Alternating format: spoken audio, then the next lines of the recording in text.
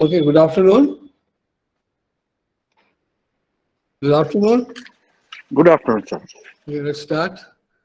Okay, last week we discussed two products for a special product for corporate type customers. Uh,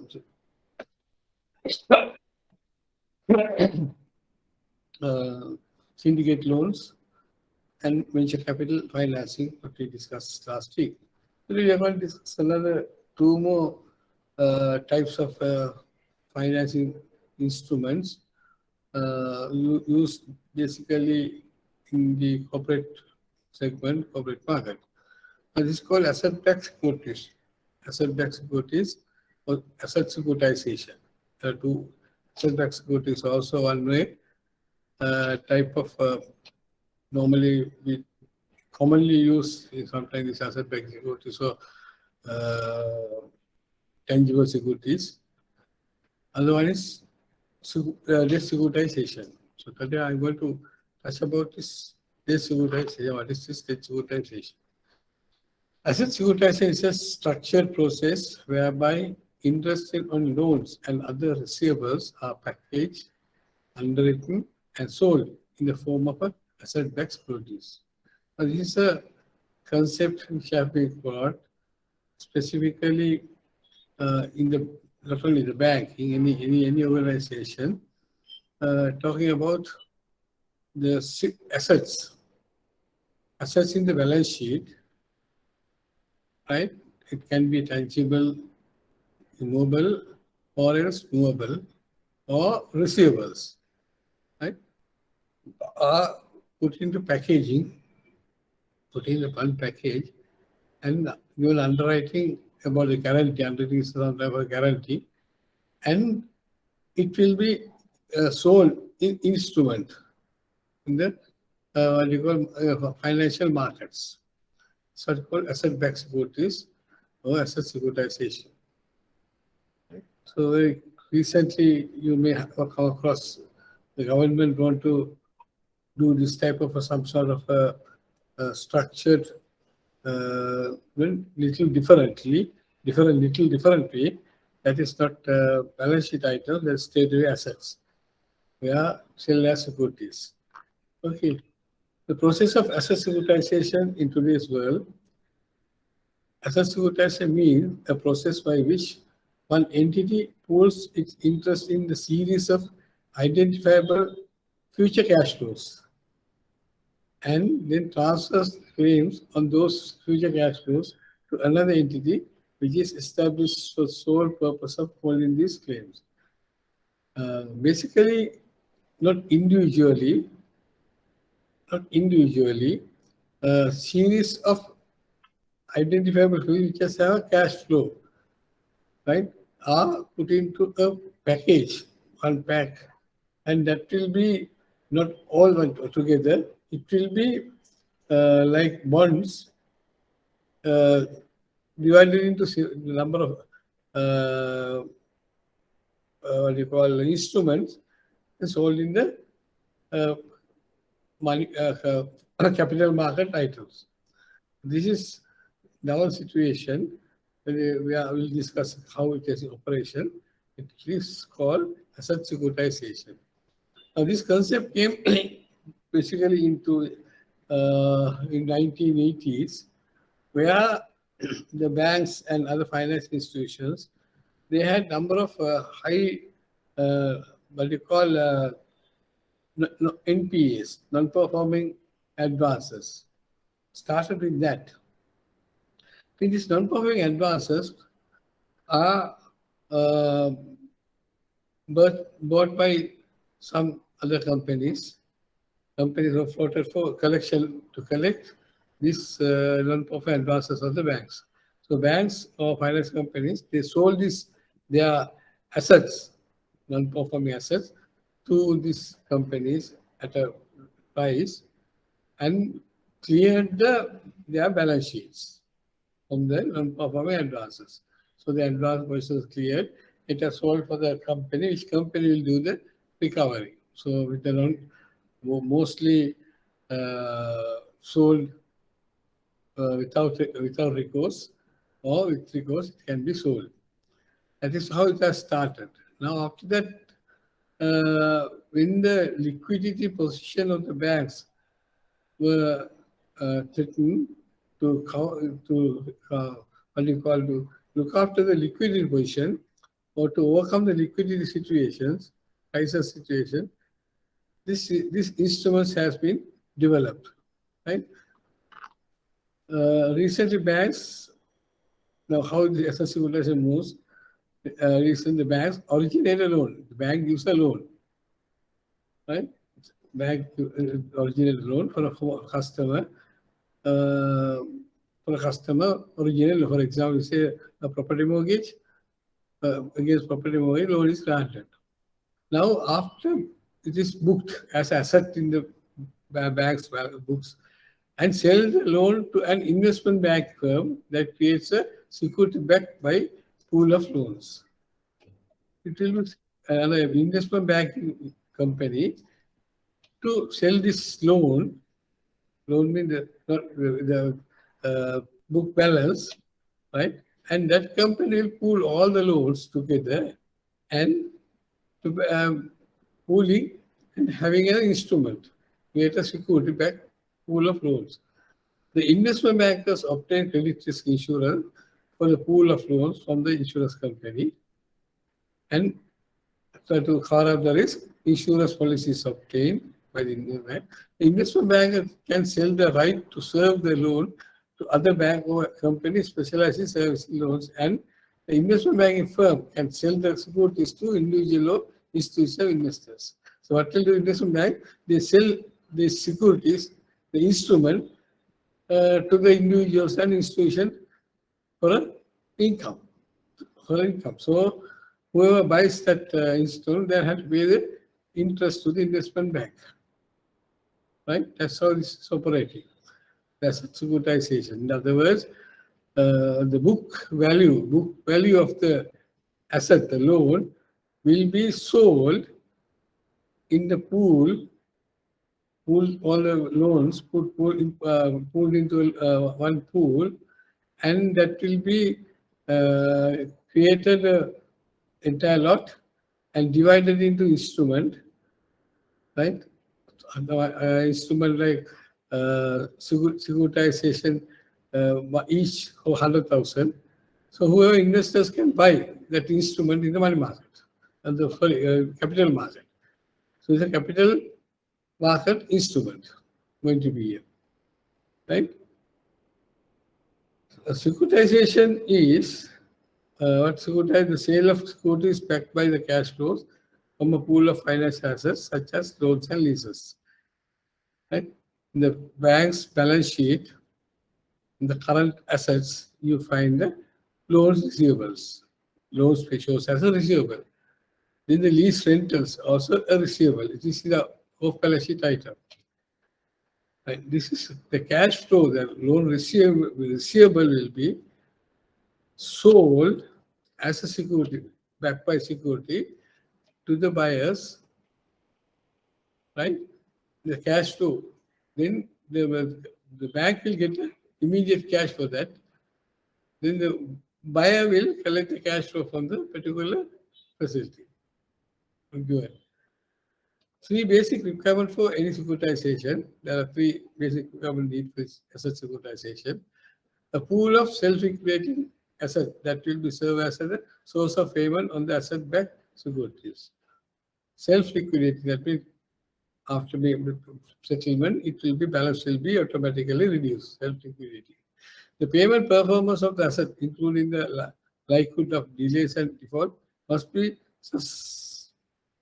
susceptible to evaluation, and the cash flow from the asset and the payments paid on the securities must be isolated from the risk of the bankruptcy or insolvency of the originator.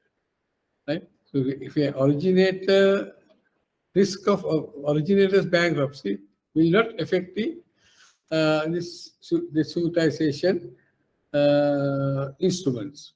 It is separated, isolated from the originator. Well, the securitizations stand for a conversion of loans or loans recoveries into marketable paper or a securities by special purpose vehicle. Now, the special purpose vehicle, I think you have come across the recent past about the government put the certain properties in the country, in the Colombo city, into this special purpose vehicle and try to sell the interest of the properties, whoever willing to invest in that properties, right? You can remember this was at the general post office, then the People's Bank, Inland Revenue Department, the Army, Air Force headquarters, likewise in Colombo, number of properties this government came and they have put in this SPV and try to sell. Now those are assets. Those are those asset back, right? Asset back securities. The SP will prepare a security or a document or instrument to sell in the market. And special purpose vehicle means not a vehicle, it's a system called SPV. By pooling asset, it diversifies and reduces the risk of portfolio, and with additional credit enhancement arrangement can produce highly creditworthy instrument to the market. Now, we'll take another example. The bank, we have property mortgages. The bank has property mortgages, housing loans, and other loans given on mortgage on the property, especially housing loans. If it takes a long-term advance, right? The long-term advance, more than 5 years. So these all the housing loans put into a pool, into one basket, and create the value, add together, and create and for that particular assets, it will be create a particular paper, marketable paper, right? And for certain values. So that marketable paper will be sold in the market, backed by the mortgage properties. Okay, and by selling those instruments or marketable paper, the banks in turn get a cash flow in. So mostly this thing is a source of funds for giving a further advances or further investments can be used.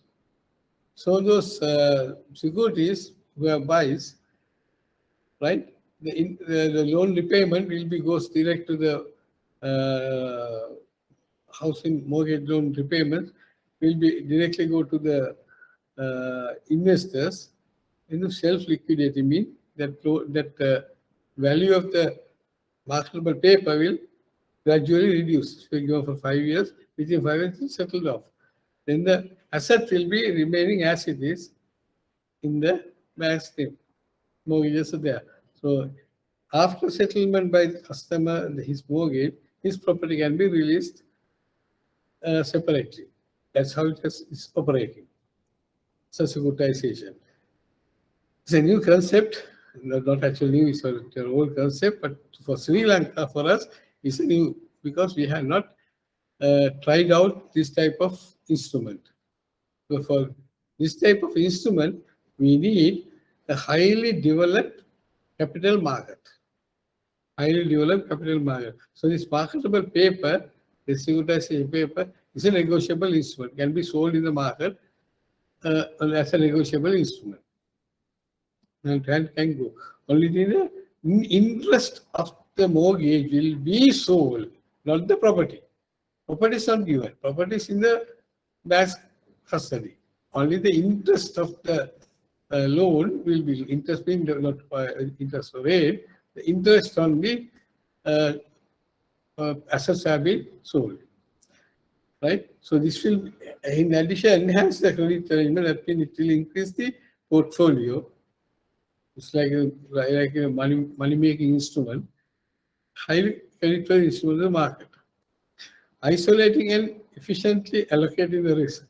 This can be isolated from the original loan, and it will be separately efficiently allocating the risk to the marketable paper and sold to the prospective investors. It is selling the rights to the cash flow from the loans, etc.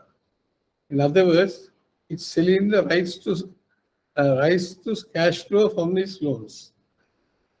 That means the cash flow will be sold for the investors. So in bulk, a large sum, it comes to the originator or the bank. Now the advantage here we could see is, right, if we have a loan, so we get the recovery in installment, small amount. If we need a large amount, what we try to do is that small amount of interest, the loan installment coming, put into the pool and sell to the one of investors. The investors in turn giving the entire value in bulk to the bank. So our cash flow will be any liquidity problem can be easily solved without going here and there. So our internal assets can be converted into a cash flow instrument. That's what the securitization talks about. The process is selection of asset by the origination, or the originator will select the assets. That means not all the loans can be put into this, all the receivables can't put. There are certain loans maybe have a default, certain loans may have, risk of recovery. So that you have to select the good performance assets. Packaging of pool of loans and advances assets into a pool, a package. That we all add together, one pool, one. So for example, if you have 100 loans, all 100 loans put in the package as a one SPV, one securitization pool. Underwriting by underwriters. So this can be underwriters. There are certain financial institutions, financial organizations who take the underwriting. And if you are not paid back, the underwriter will take over the responsibility. Right? Underwriting will be done. Assigning or selling of assets to SPV in return for cash.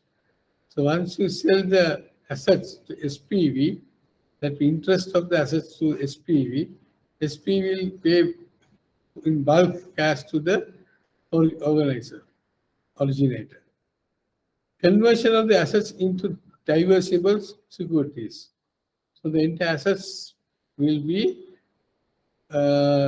conversion to securities. Now the word securities is in a broad sense, it's not the collateral, but an instrument.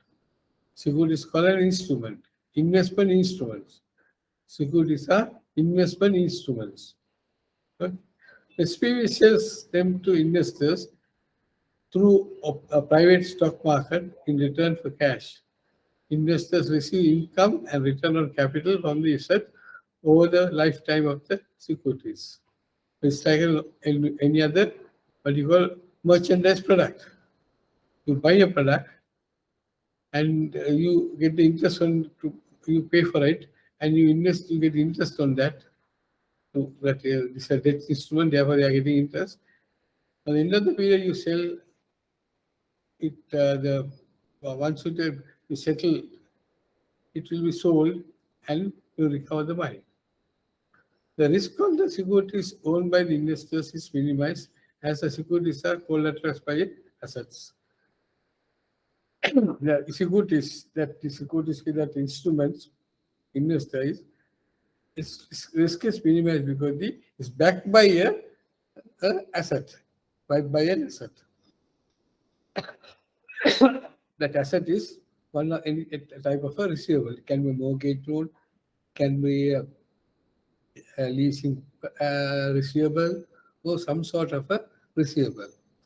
The difference between the rate of borrowers and the return promised to investors is the servicing fee for the originator and the SPV. So they are getting an income by the difference between the rates. Assets to be securitized to be homogeneous in terms of underlying assess maturity period, cash flow, and profile. So although you take different asset product, we have put pooled asset product in the homogeneous way. That means housing loans you put in one package, all housing loans should be in the same pattern, same maturity period, and monthly income base. Cash flow should be monthly. So different cash flows will not be put together in a pool. It should be homogeneous. Right? Now let's see the structure of the securitization structure. The originator get a loan, give the loans to debtor give the payments to originator. Right? You can see. And originator will supply the debtor will give the payment to the instrument. Originator is having the receivables, and that receivable will be assigned to the special purpose vehicle to enhance the credit and the liquidity support. In turn, special purpose vehicle, this is a organization. This is an organization who will be collecting all these assets from the originator. In turn, the special purpose vehicle will give to the originator cash. So it will be support the liquidity. This will support the originator's liquidity problem.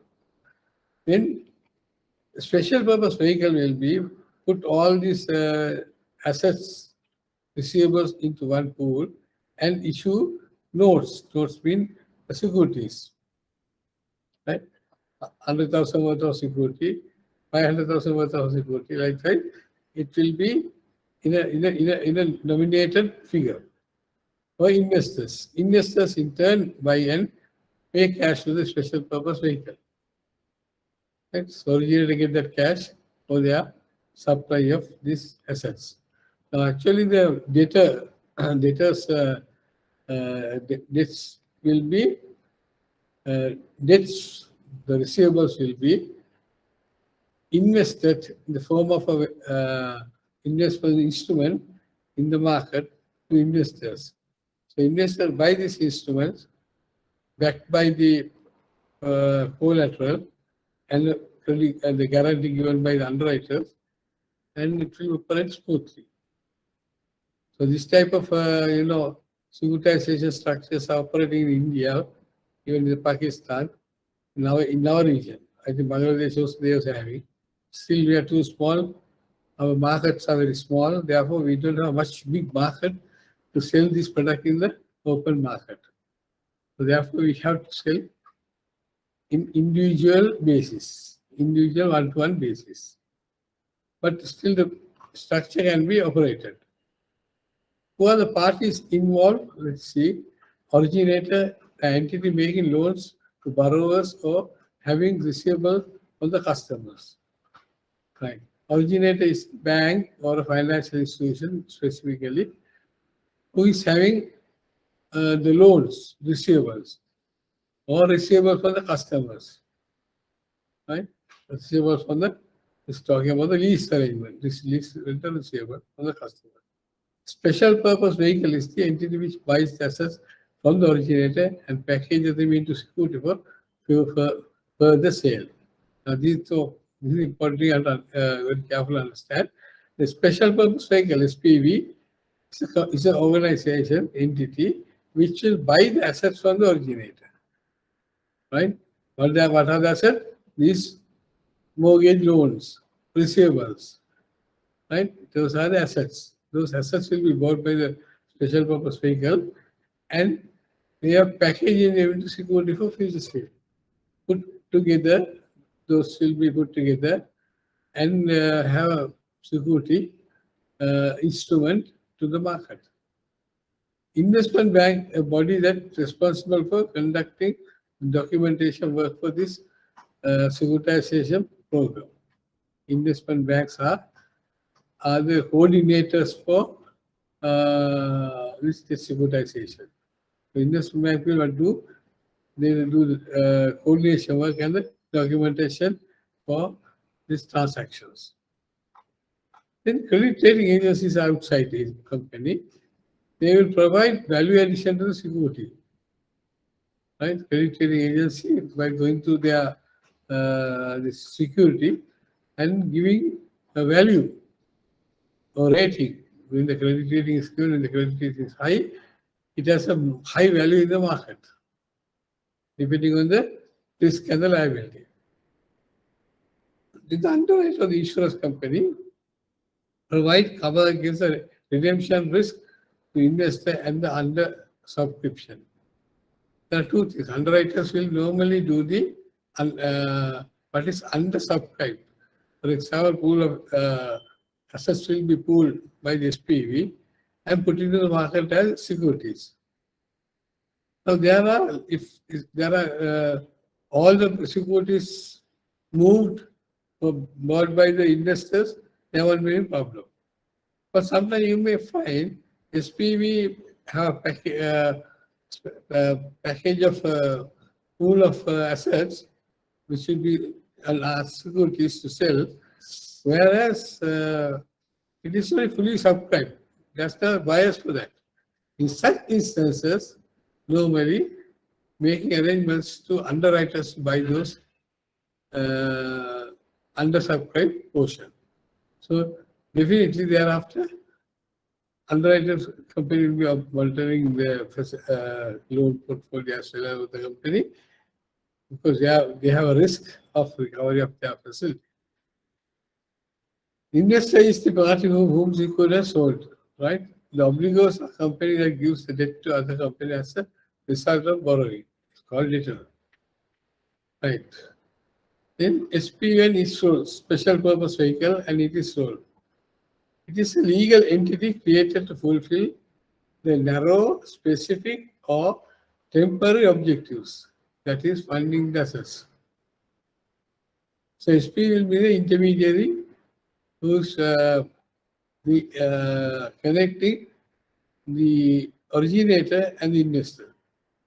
SPV are typically used by companies to isolate the firm from financial risk and allow other investors to share the risk.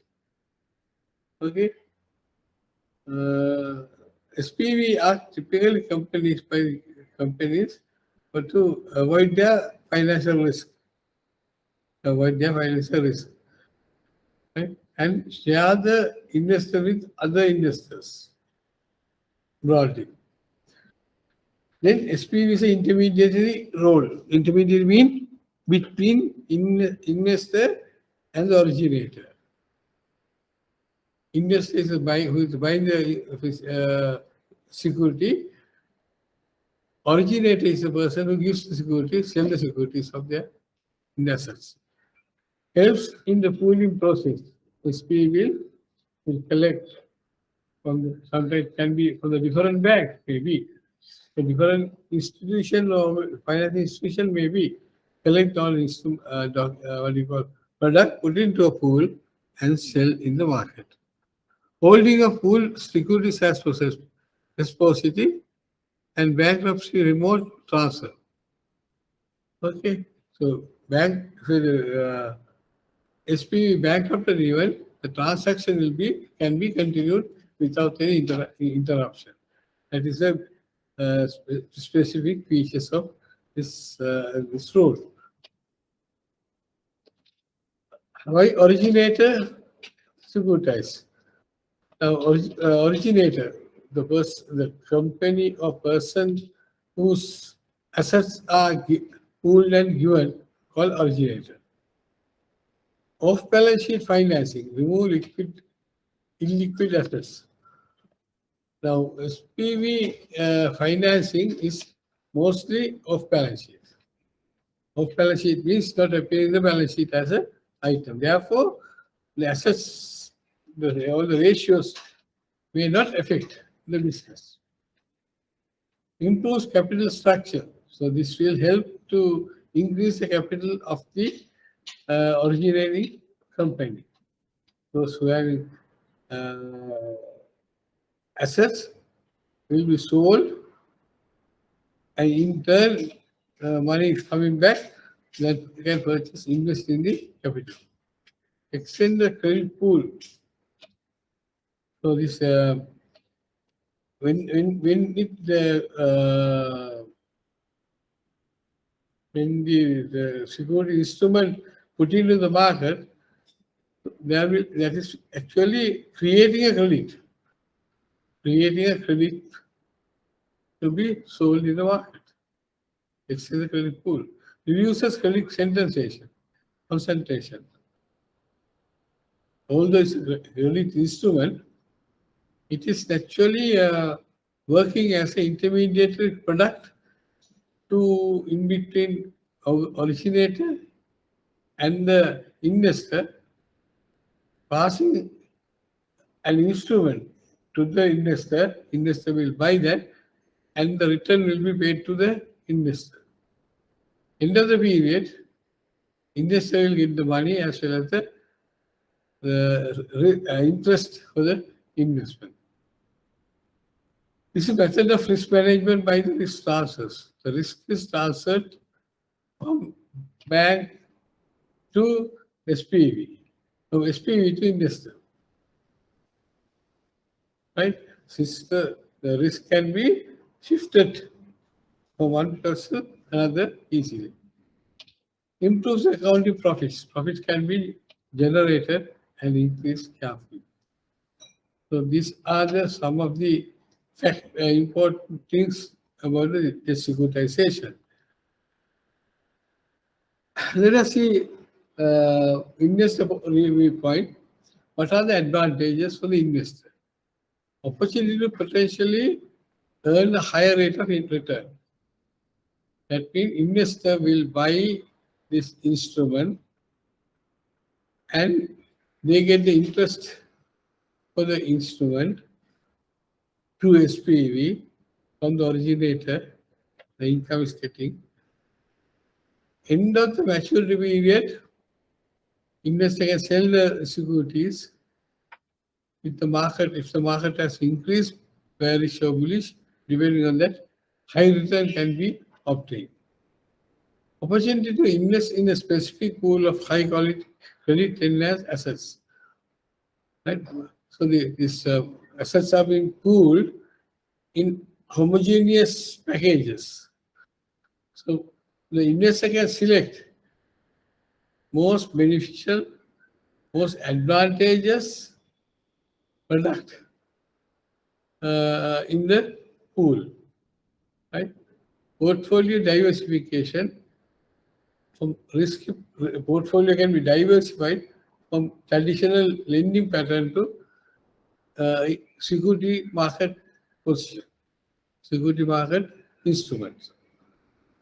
Disadvantages are for the investor is repayment by borrowers can lessen the earning through the interest.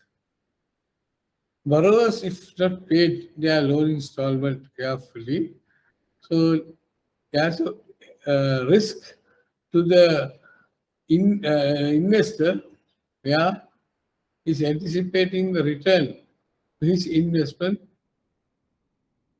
buying that security.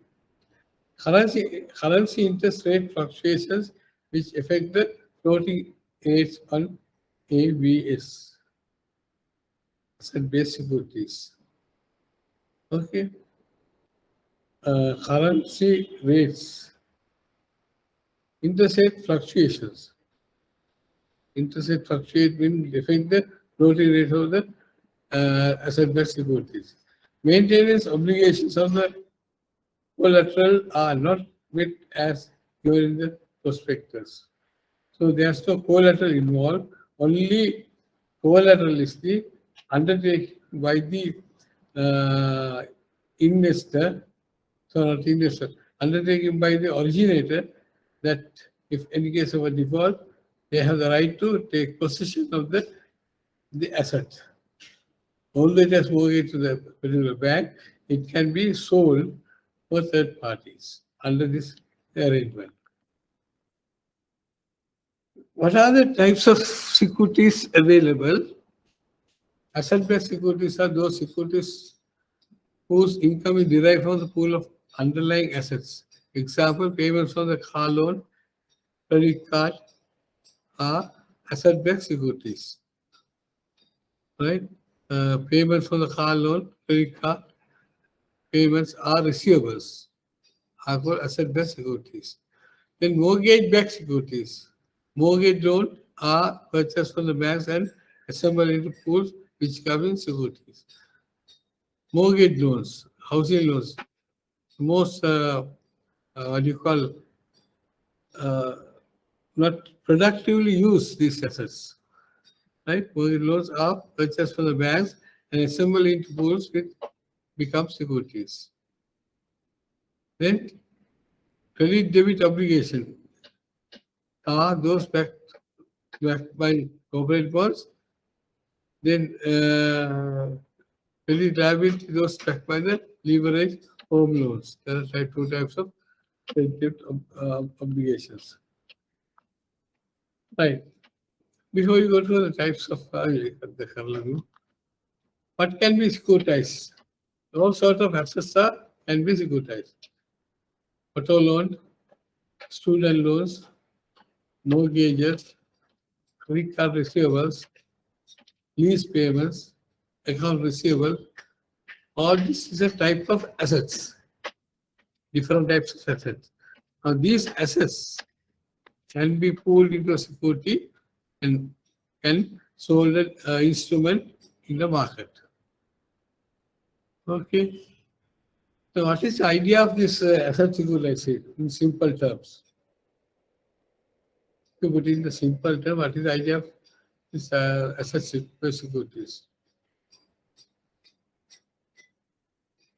This concept is developed where the banks and financial institutions hold a large number of tangible securities, specifically mortgages, asset in investment and especially mortgage loans, student loans, then the vehicle loans, lease rentals, payments, then credit card receivables,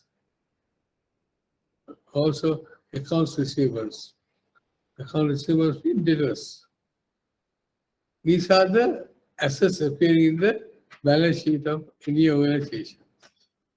Any of these can be used for securitization. So securitization came in the 1980s recession time, specifically introduced because the banks were facing severe difficulties to meet day-to-day expenses. And there were no way of getting short-term finance pooled into the banks. At that time, this Basel Convention had in the system, in the Basel, and decided come to conclusion of the member banks to develop an instrument to be used for to be used as a for uh, as a product, investment products. Okay, so this is can be the concept about behind this is the banks whenever you get a mortgage or asset back, we give credit to the customer. Then in our books, there's an asset appearing as loans. Okay, asset appearing as loans from received from the customers. Then, on the other hand, that loan has been backed by a tangible collateral. Now, this tangible collateral will be as it is isolated and not be used for any income generation purpose. It is actually obsolete, not obsolete, so it's wrong. It is underutilized. Those assets are underutilized. The idea behind this asset securitization is this idling collaterals again put into an instrument and given sold as an instrument and get an income for that. Right? So this obsolete or the unutilized assets, till it is paid off fully, until it is released, this will be remaining in the books as receivables, loan receivables. So therefore, using this instrument prudently to earn some profits. It will help to earn some profit one hand. On the other hand, it will help to increase the working capital cycle of the banks. Short-term finance is available without any difficulty.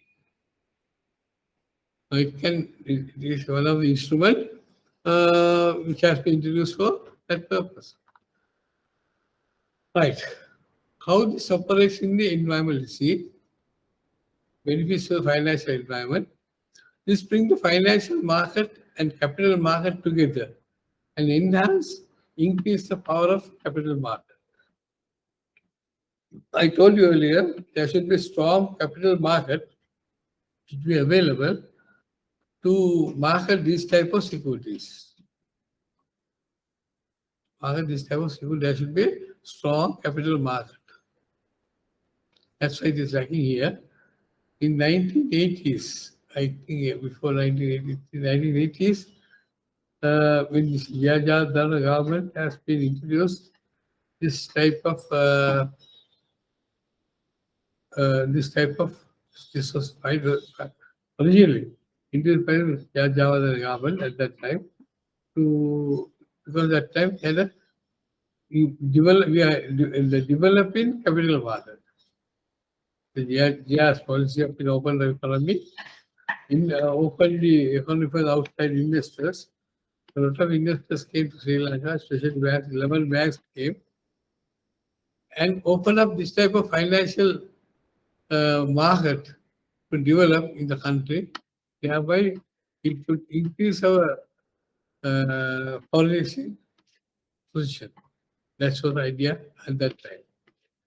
But unfortunately, what has happened to Sri Lanka, we lost this market, lost this product. Although it started introducing, we lost this in the for a period of time.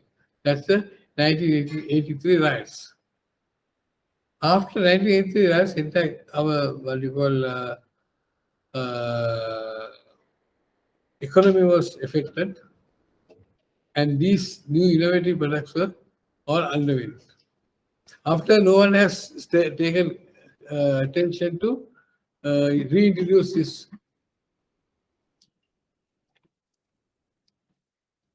these concepts once again.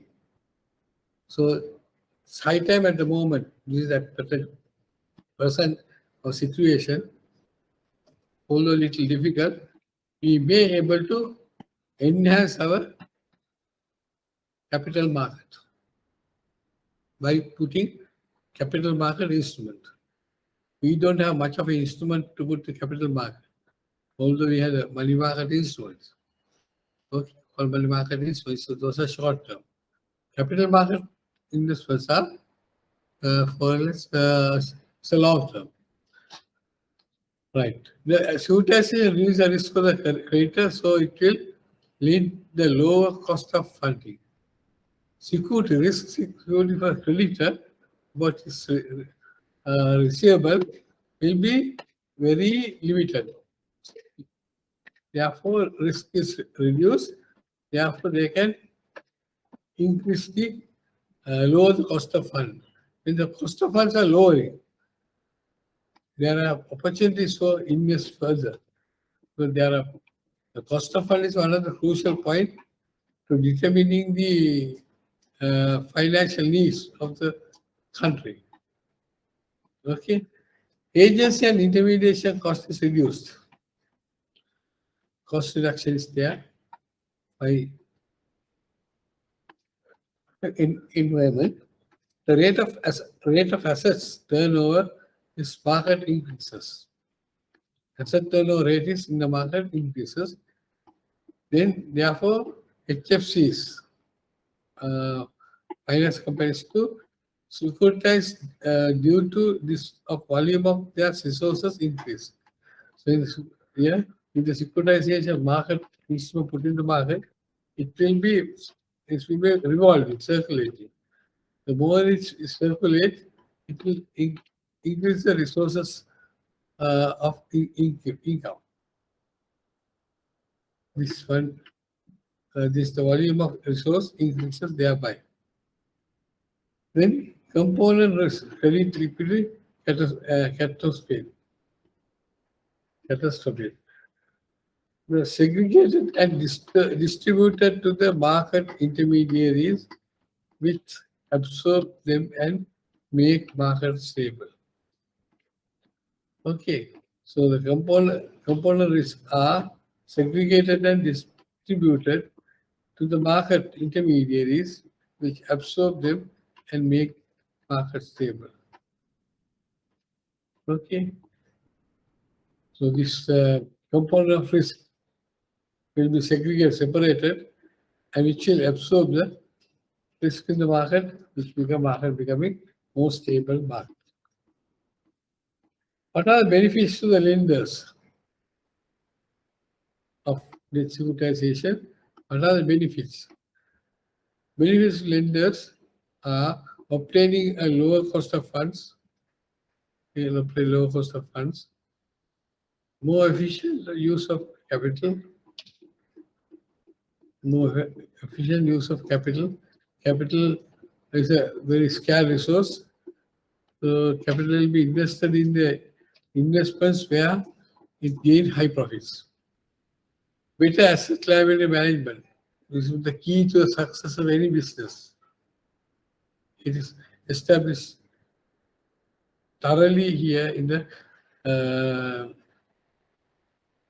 our this particular product which we are discussing. Okay, enhancing the financial performance, better performance, and also diversification of sources. Resources can be diversified one place to another way, which is freely diversifiable.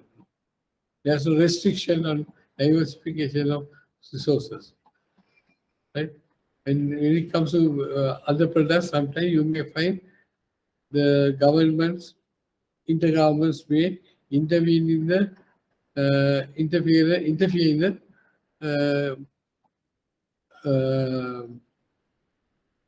flow of the production, flow of the financial instruments. So this diversification is not put all the eggs in one basket.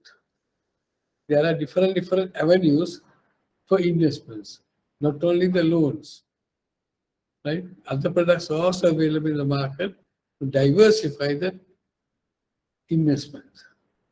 So lenders have a benefit to identify to diversified lending methodologies, portfolios, using asset securitization also an instrument. Benefits to the investors and the borrowers. The investors reduce the credit risk, right? It is not a credit. This is not a credit. Therefore, the risk of credit is minimized. It is backed by diversified pools.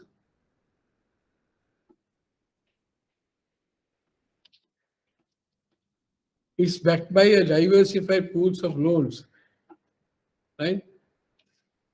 Different pools of loans, not one loan, but almost all the loans put to one package, and that from that they give instruments. There is credit enhancement. So since this investment, this what you call asset-backed securitized system, it will increase the credit portfolio. The credit position of the bank. Another instrument which is not directly involved, indirectly has increased the credit. Returns are also improved, and the borrowers reduce their lending rates, depending on this thing.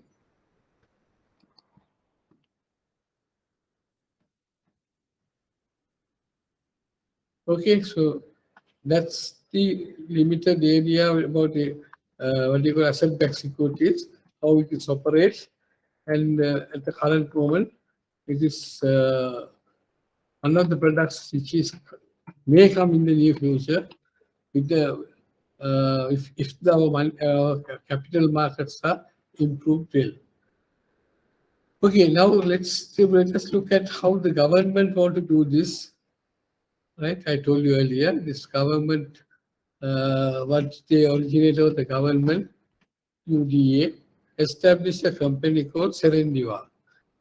Serendiva, all this government assets, most of the government assets, identified assets, are assigned to the Serendiva that is originator.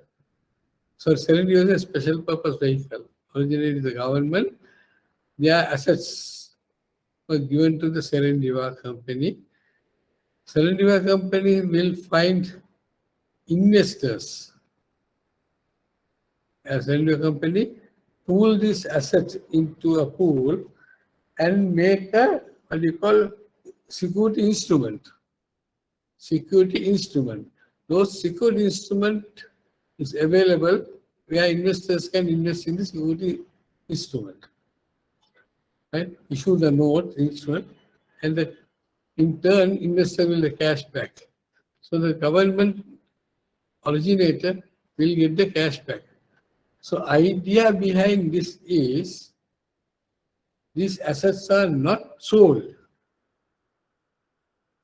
Right? I mean, the real idea is assets are not sold. Right? These assets are created, what do you call, SPV, making using of this asset, creating an instrument, and that instrument will be sold. That would be the method. So there are certain misunderstanding about the system. This is a one type of a finding capital for the needed by the originator. Without selling the asset, asset will be converted into a marketable security. Right? In simple terms, asset will be converted into a marketable security, and that security will be sold for investors. So investors get the underwriting about the repayment of their assets, right? They give the cash. It is backed by that assets. Therefore, any default, the assets will be available to cover up their the second way out. The security quality is there. So investors has to invest the money, and here the money in the certain projects here, and earn income. And long term, it will be the marketable instrument can be redeemed. So the assets will be remaining as it is. But one problem here is the most difficult disadvantage in the system here is the originator, the government, by pooling these assets and making instrument by special Serendiva company, special purpose vehicle. This cash realizes has to be invested in income generating projects. Otherwise, what will happen is a serious problem. That's why the risk we are facing. We are most of the investors talking about in Sri Lanka situation, about the government policy decision of Serendiva through Serendiva company, all the assets in the Colombo city will be pooled into security pool and doing this. Well, the concept is good. After investment, securities are sold to investors, then we get back the money. What is going to do the money? If it is not invested properly to generate an income, then there will be a problem of repaying the investors later on. Okay, so this is what, yeah. And then if the issue is not, it is not paid or defaulted, investors have the right to take the charge of the physical assets. So that's the, if you see the current, the government, what they are trying to do is, so to do all these things, main thing is we should have a good, strong capital market. Without a capital market, very difficult to put this into the practice. So, to summarize asset securitization, what is asset securitization is pooling of assets in the balance sheet into a marketable paper, right? Marketable instrument as called as security. A security is sold by the SP. SP will do that and will be sold to the investors. Investors will invest money, right? This a way of, so the banks may be able to do this. Banks of finance can do this securitization to overcome short-term finance difficulties. For short-term, liquidity positions comes as a cash flow is not sufficient to meet day-to-day operations. So this type of instrument, generally this type of instrument will help to overcome that situations. Okay? Right.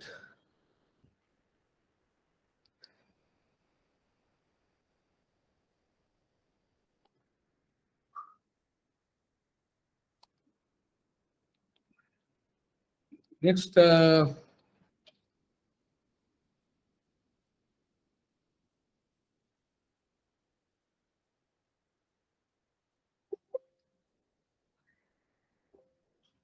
okay. So any question about this securitization?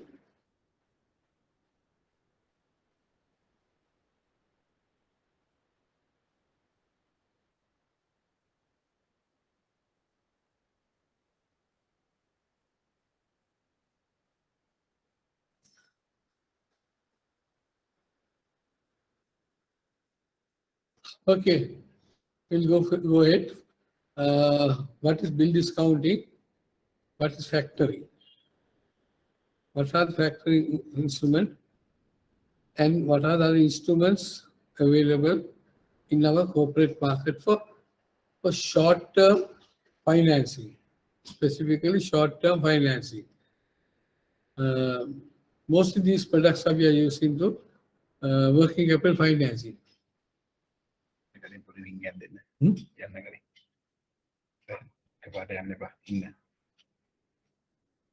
Bill discounting factoring, we have what are these products? Now, these products are normally we consider as working capital financing instruments, short-term financing instruments. This bill discounting and factoring. Right, let's see, there are certain misconceptions among ourselves in our especially our bankers and financial institutions with regard to the factoring. And the difference between factoring and bill discounting has not been clearly understood. So therefore, we'll see what is these two instruments, how it is being effective, working. Bill discounting and factoring are two types of short-term finance through which the financial requirements of a company can be fulfilled quickly. Very quickly can be generated these two items, the finance, get the finance, short-term finance. Short-term means period is very less, depending on the product. We'll discuss that, how it's operating. And these two products are commonly can be used to generate for the customer their working capital requirements. Instead of borrowing from the bank as TODs, most common product in the bank for the liquidity crisis situation is the customers are asking for TODs. From the bank point of view, it is the most vulnerable product.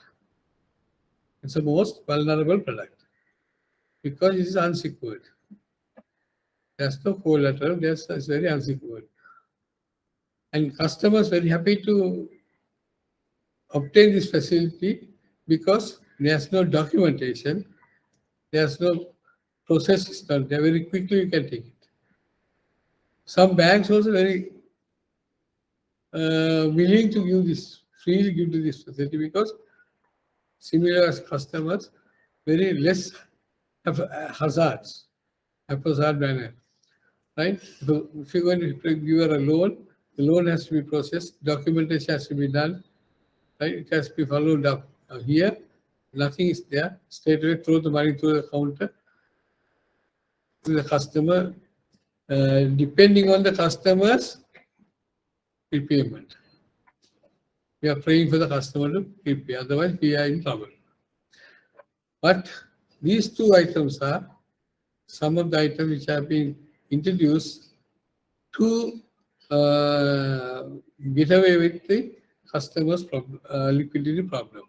So we have to develop these type of products further. Instead of giving TODs, divert the some sort of a intangible asset based lending. Due to less knowledge, many financial students get puzzled when they ask to distinguish these two. This is what we have seen underwriting, not even the students, even the managers we come across, they have puzzled. They are not clearly understand the difference between these two. The former is related to borrowing from the commercial bank, while the latter is associated with the management of book debts. Okay. Bill discounting is borrowing from the commercial bank, while the factoring is associated with the management of book debts. Okay, so this is the basic difference between these two. Right? Apart from the above mentioned difference, there are many other differences between bill discounting and factoring. We'll discuss what are those things. Bill discounting is a process of trading or selling a bill of exchange to the bank or financial institution before it gets matured at a price which is less than its par value. A discount on the bill of exchange will be based on the remaining time for its maturity and risk involved in it. Now, what is bill discounting? Bill discounting is a process of trading, that means selling a bill of exchange. Normally, why a bill of exchange will be trade? Because it has a maturity time, maturity period. It will be matured on a future date. Till that time, the payments cannot be obtained. It will take time. Right? Now, clearly says a tenor bill or a user's bill. In import-export trade, more basically, even local domestic trading, this bill of exchange can be used. Right? But in practice, we are not using, but it can be used to some extent. Right? Bill of exchange is an instrument in the international trade for so it's a financial instrument where the exporter will get the finance for their exports from the importer, right? To get the importer to pay, the instrument, one of the instruments used is called bill of exchange. So normally bill of exchange are there two types, side bills and tenor bills or users bills. Side bills are at the time of opening of the the transaction at the export send, and the documents are received at the importer's bank. Moment to get the documents cleared, the importer has to pay for it, pay for the merchandise, for the exports. Immediately. That's called site bill. Immediately on site, it has to be paid. The other one is tenor bill. Tenor bill is where the exporter gives a credit facility term sometimes to pay, for example, 2 weeks, 14 days, or 30 days. Right? So, it along with the documents, this bill of exchange was attached and sent, it's a financial document, sent to the importer's bank, where the importer will come and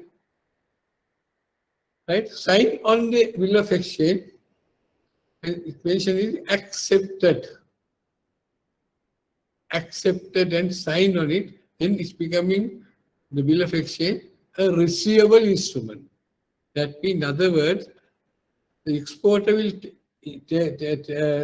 promise to pay to the bill of exchange or to the proceeds of this transaction on the date specified in the bill of exchange. That is, for example, 14 days on site, 14 days on site, 14 days from the date of open the packet, mature.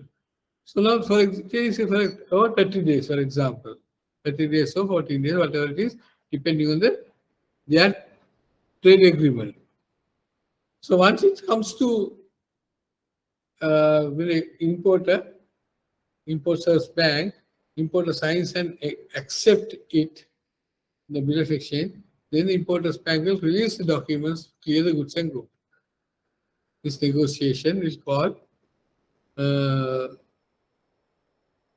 paying for the bill, honoring the bills.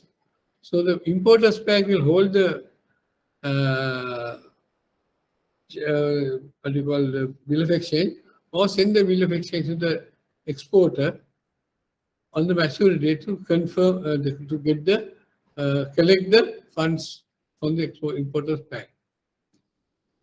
Now, exporter have a bill in hand. It is accepted by the importer to be, for example, 30 days. But if he find difficulty or his cash flow is getting deteriorated, he needs some money, he can discount that bill of exchange, tenor bill, in their bank. So bank will give finance to the bill of exchange. Two things taken into consideration. One is maturity. How long it will be there? That means, for example, 30 days. Now, sir, when the bill is presented for discounting is after 5 days. So 25 days remaining. So bank will charge interest for 25 days till it matures. And certain amount for the risk involved. There is risk factor. And a certain amount will wait for the risk. Right? And reduce that amount, and balance will be given for the exporter. Right? And take in charge the instrument or the collateral for the transaction is that bill of exchange which have been accepted by the importer. On the due date, exporter's bank will send a bill to importer's bank, claiming the money. The importer's bank will collect from the importer the money, and the remittance will be settled. The transaction will be over. That's what called bill discounting. Okay. In other words, selling the bill or trading the bill before it matured. It matured,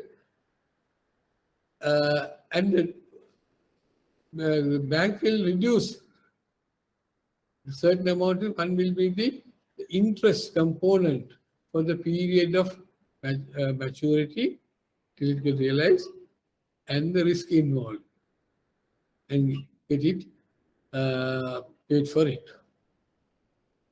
Now, when we talk bill discounting, most common bill discounting, local bill discounting in Sri Lanka is what? Okay, let's see the procedure once again. The first of all, the bank satisfy himself regarding the credibility of the drawer before advancing the money.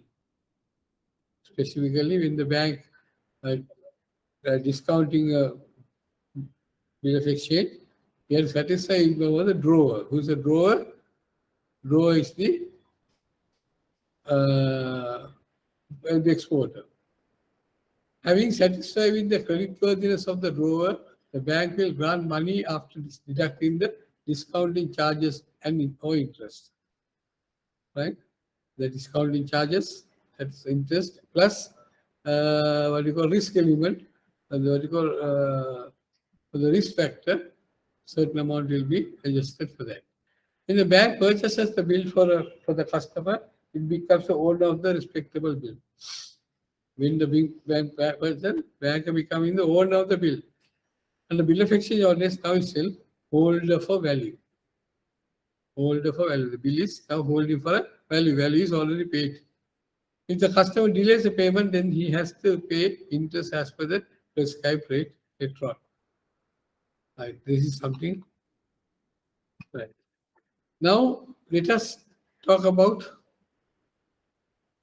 the very commonly used bill discounting system in Sri Lanka today is discounting post-dated checks. It's also a bill discounting system. Right? When the customer draws a check, what is a check? What's the definition of a check? Yeah? It is a bill of exchange. Check is a bill of exchange. Under bill of exchange ordinance, check is also a bill of exchange. Different is the drawee. In a bill of exchange, normal bill of exchange, drawee is a person. In the check, drawee is a bank. That's a difference. So also a bill of exchange. Now, most of the instances we find in our market, in the commercial market, most of the customers are trading with post-dated checks.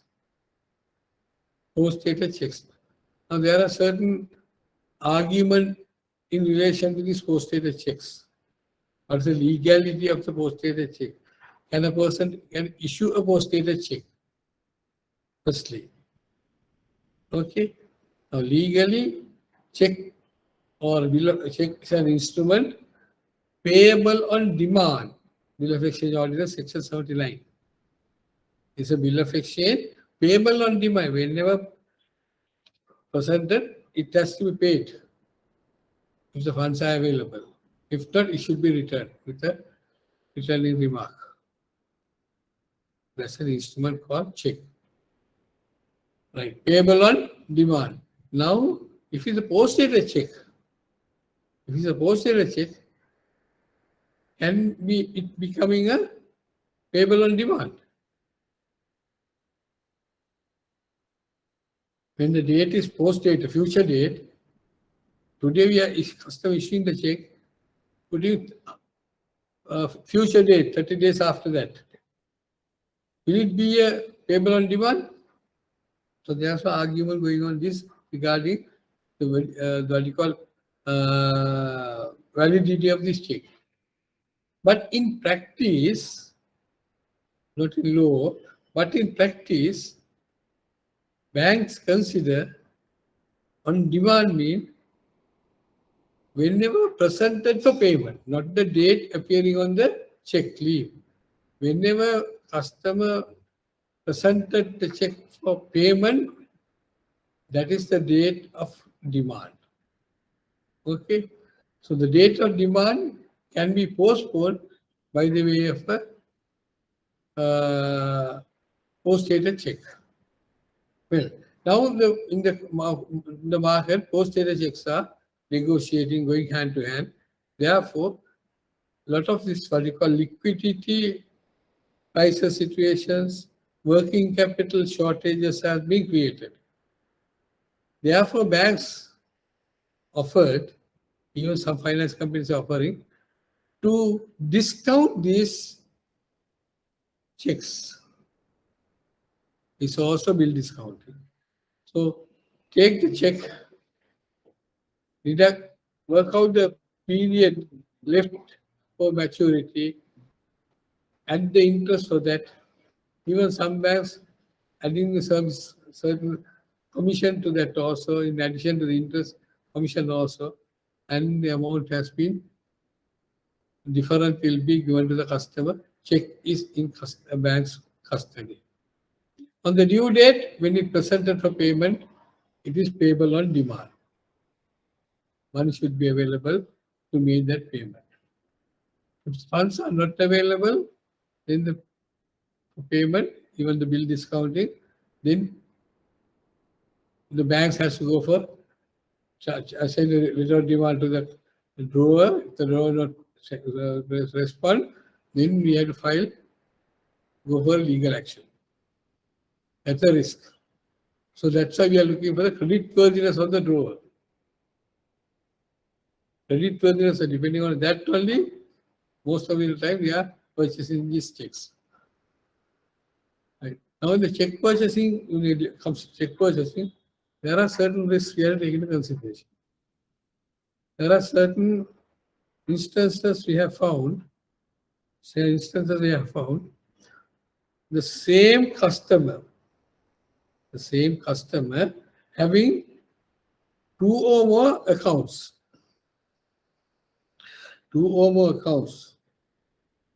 and he issues a check for one account to payable, a postage check to payable on the other account. For one account payable to the other account. And this postage check is given to the bank for encashment. Now this, what you call, it's not fraudulent, but it is a very improper practice. Same customer try to get credit, misleading the bank. Therefore, the banks has to, when purchasing check, it has to be very careful.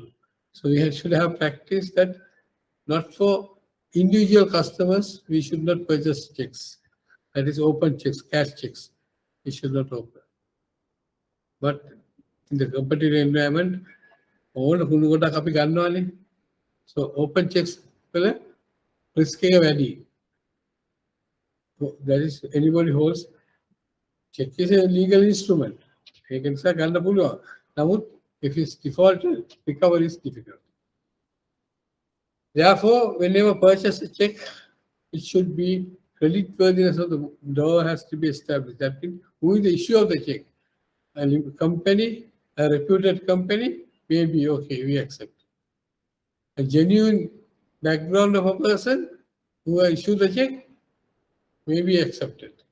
Not for all Tom, Dick and Harry.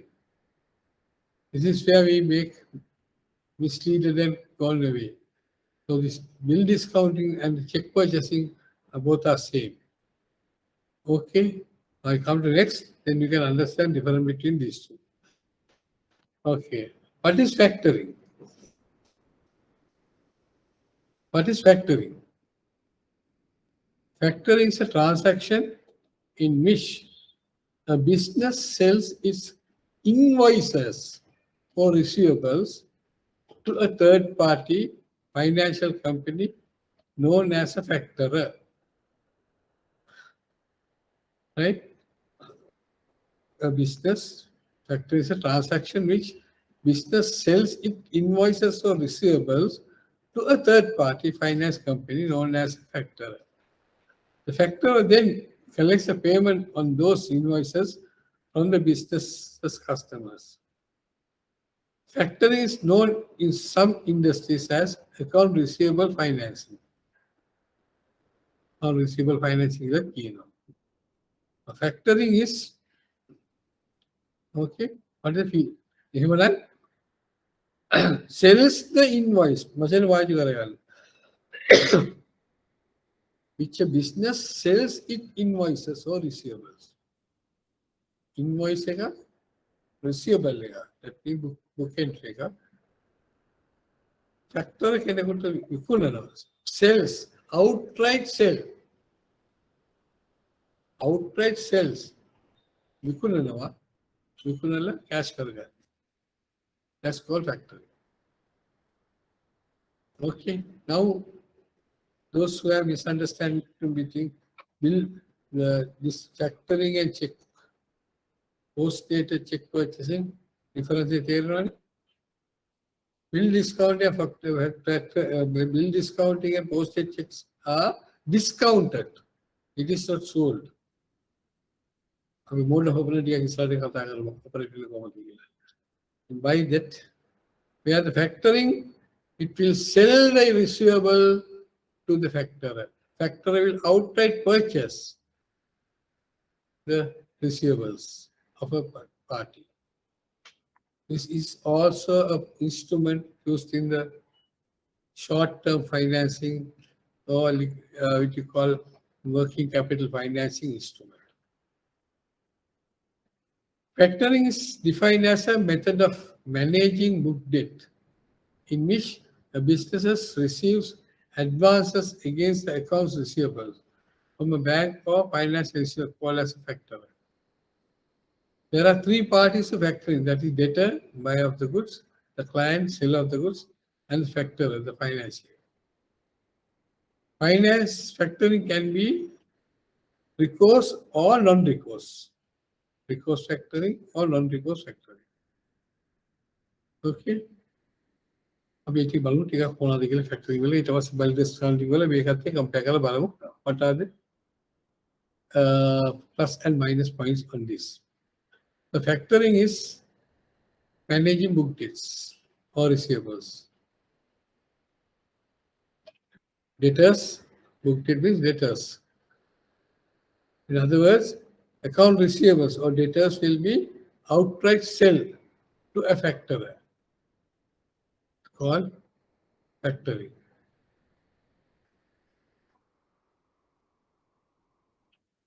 Okay. Factoring is a transaction in which client or borrower sells its book debts to a factorer, finance institution, at a discount. Okay, at a price, discount price. The factorer will be purchasing the clients or the borrower's book debts or the receivables at a price. At a discount means the price. Now, price is decided upon the credit worthiness of the customer, credit history of these receivables, looking at the debtor's payment pattern, debtor's age analysis, a debtor's past performance, everything will be taken into consideration when do the factoring. Right? Debtor again, background available debtor, whether he will pay in time, right? Or what is his background, what is the credit worthiness of the debtor, that has to be carefully analyzed by the factorer. Having purchased the receivables, the factorer finances money to them after deducting the following: an appropriate margin reserve. Sometimes 100% is not given, sometimes a certain percentage may be retained. That depends on the relationship between the factorer and the client. Interest charges for the financial services. For investment, factoring charges will be charged interest. Commission charges for the supplementary services.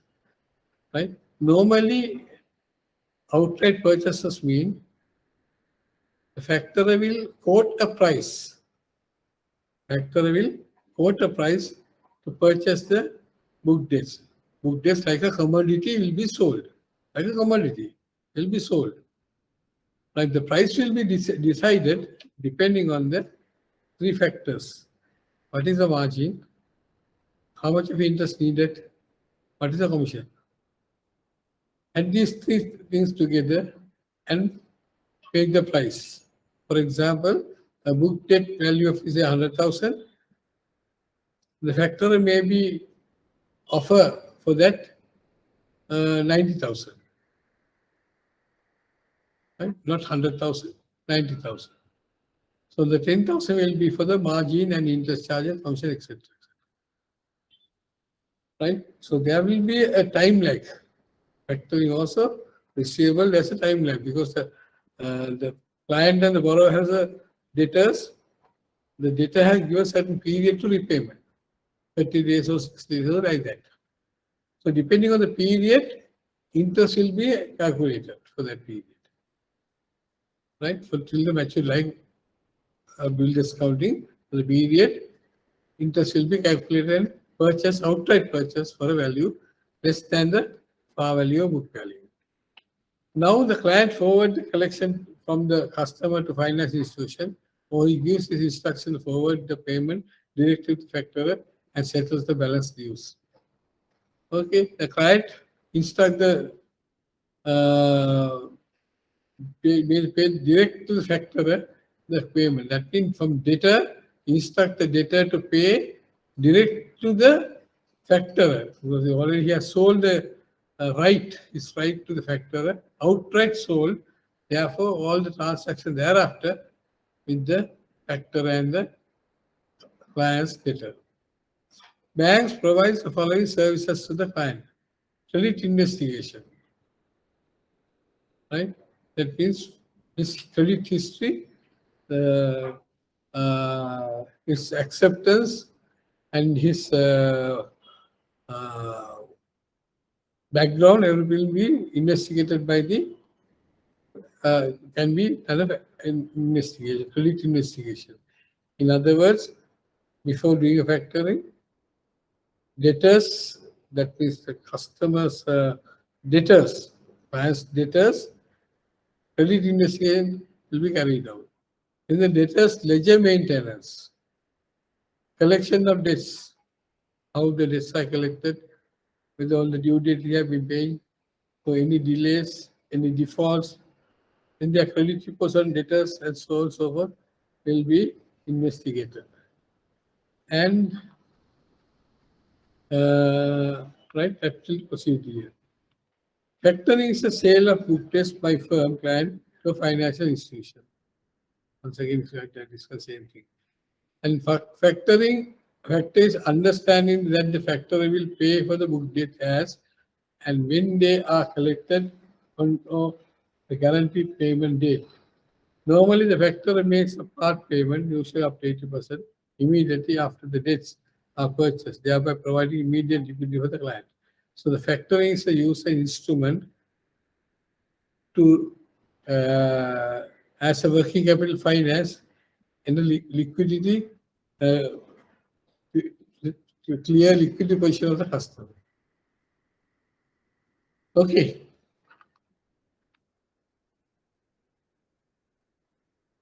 Right. So let us little discuss about this how the factoring is in operation. The factoring is book debts. The client have the books, he had debts, that is debtors, and also debtors are the receivables. And if the customer having liquidity problem, client, if he need financial need, he can sell his this book debts to a factorer. It's called factoring is factorer will outright purchase those book debts from the client, customer's client, and pays a certain percentage. Normally, part payment is given 80% or less than that, and also deduct certain charges by discussing about the period, interest for the period, right? Interest charges for the maturity period, and other service charges, and any risk allowances. And different will be given to the customer. About 20% held as to any future risk elements. So once it is sold, the debtors of the customer client has to pay the loan, his debts direct to the factor, not to the client. Client says that I have sold this to so and so. You pay this thing on due date to this company. Company will collect.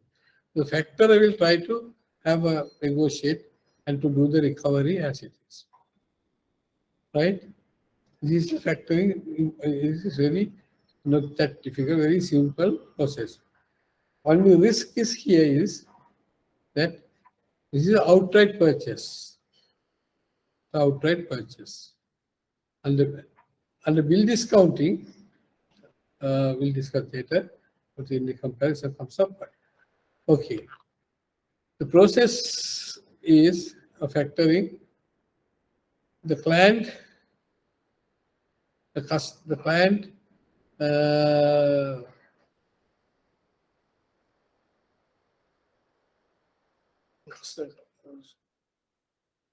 client gives the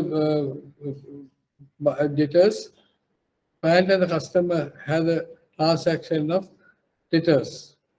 From the customer, the client factor gets the what do you call the instrument that is called receivables and pays the client's the amount.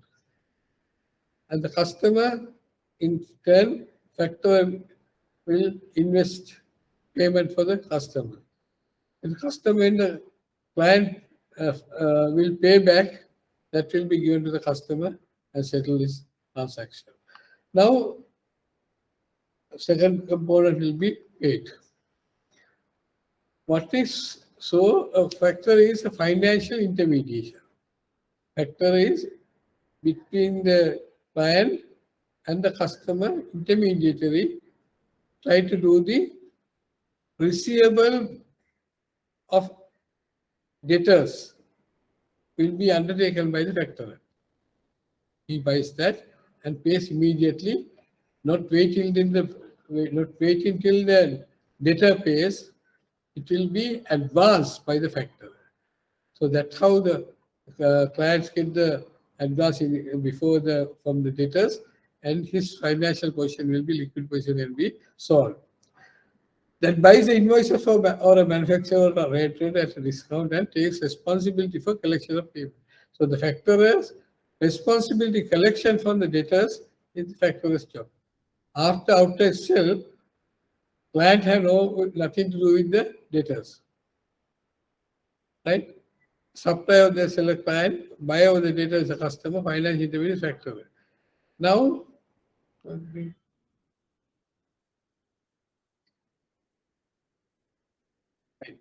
therefore, factor will outright purchase and collect responsible for collection payment is fall on the factor. In case of a default, there are two ways of acting. I'll come to that a little later. In bill discounting, there's a small deviation from this transaction. In bill discounting, when a bill is discounted for a commission is called interest rate and other charges. If the drawer not paid the bill or drawer not paid for the check is dishonored, right? Straight away, debtors, the bank can debit the customer's account for value and hold the check till the customer pays the value for it. Check return check return notice check return note will be held by the bank till the customer pays, or bank can take action against the customer to recover it. So bank need to hold the check return note. Sorry, bill discount in negati. Dishonor check notary endorse karata passe, it will be a valid document to file action against the drawer. Right? Responsibility for collection will discount straight away has to be paid. If not paid, immediately account can be debited, customer's account can be debited, and make customer as a customer liability create karala, you can file action against the customer to recover it. So you hold the check return or the bill, the discounted bill as a evidence to file action and take if the customer not coming to settle the bill. But in factoring, it is in the two ways we are handling. Let us discuss in separately. What are services provided by a factorer? Follow-up and collection of receivables from the clients. Follow-up and collection of receivables from the clients. Ask it. Debt collection methodology is a factor. Customer will sell the receivables to the factorer. Factorer will in turn do the collection, right? On the purchasing itself, factorer will pay for the client, so his liquidity position will be eased, right? His short-term finance will be fulfilled. Purchase of receivable with or without recourse. This is very important. Factoring, not like bill discount. Bill discount may with or without recourse, right? Right? This is the factoring. Bill discount is not a factoring. Purchase of receivable with or without recourse. What with recourse? What without recourse? Factorer will outright purchase receivables of the client. With recourse mean that if it is dishonored, that will be claimed back from the client. Okay, customer purchase karata. If the client the debtors have taken nothing, if you are not paid, dishonored, it can be recovered from the customer. Customer can recover. Without recourse now, the full responsibility is taken by the factorer, even when the clients have defaulted. The factorer has to take over the responsibility of recovery. So clients have already sold his rights to the factorer without recourse. So, in turn, factorer has to accept the position. Therefore, when it comes to without recourse, the risk is very high for the factorer. Okay. Therefore, the charges and other risk charges are very high when you're working without recourse. Help in getting information and credit line on customers, credit protection. Right? Customers, when debtors are getting credit, their history will be verified by the factorer. Sorting out dispute, if any, due to his relationship with the buyer and seller. Right? Dispute arises, try to sort out then and there. The process involved in factoring are client concludes a credit sale with the customer. And that means credit sales mean payable on future. That's creating a receivable. Client sells the customer's account to the factorer and notify the customer. Customer's account factorer will buy the client's receivables, and the client will inform the customer that it has been sold to the factorer. You settle the dues with the factorer. Factorer makes part payment advance against the account purchase after adjusting for the commission and interest on the advance. Okay, factorer makes part payment advance against the account purchase after adjusting for commission and interest on advance. Factorer maintains the customer's account and follows up payment. Due date, he will be making the claim on the debtor. He will be monitoring and follow up the recovery. Customer remit the amount due to the factorer, that the debtor will be remitted to the factorer, and transaction is over. Factorer makes the final payment to the client when the account is collected on the guaranteed payment date. So factorer will settle the dues, but for example, if I paid only 80%, balance 20% will be released after guaranteed payment is received. What are the types of factoring? Disclosed factoring, undisclosed factoring, recourse factoring, non-recourse factoring. What is disclosed factoring? All the parties know about the factoring arrangement. That means the seller, factorer, customer, and the debtor. All four parties knows about the transaction. It's called disclosed factoring. Undisclosed factoring means The parties do not know about the factoring arrangement. There's only factorer and the client knows about the arrangement. And it will be informed to the detail later on. Right? Undisclosed factoring. Thus, most commonly used terms types factoring are recourse factoring and non-recourse factoring. Recourse factoring, the case of default in payment by the customer, the borrower pays the amount of bad debts. With recourse, if the customer defaulted, debtor defaulted, the customer agreed to pay the bad debt to the factorer. Non-recourse factoring is, I told earlier, high risk because the factorer himself bears the amount of bad debt. If the debtor is not paid, it is a responsibility of collecting is fall upon the factorer. And that is why the commission is rated very higher in this case. Okay. Recourse factoring, up to 75% or 85% of the invoice receivable is factored. Interest is charged from the date of advance to the date of collection.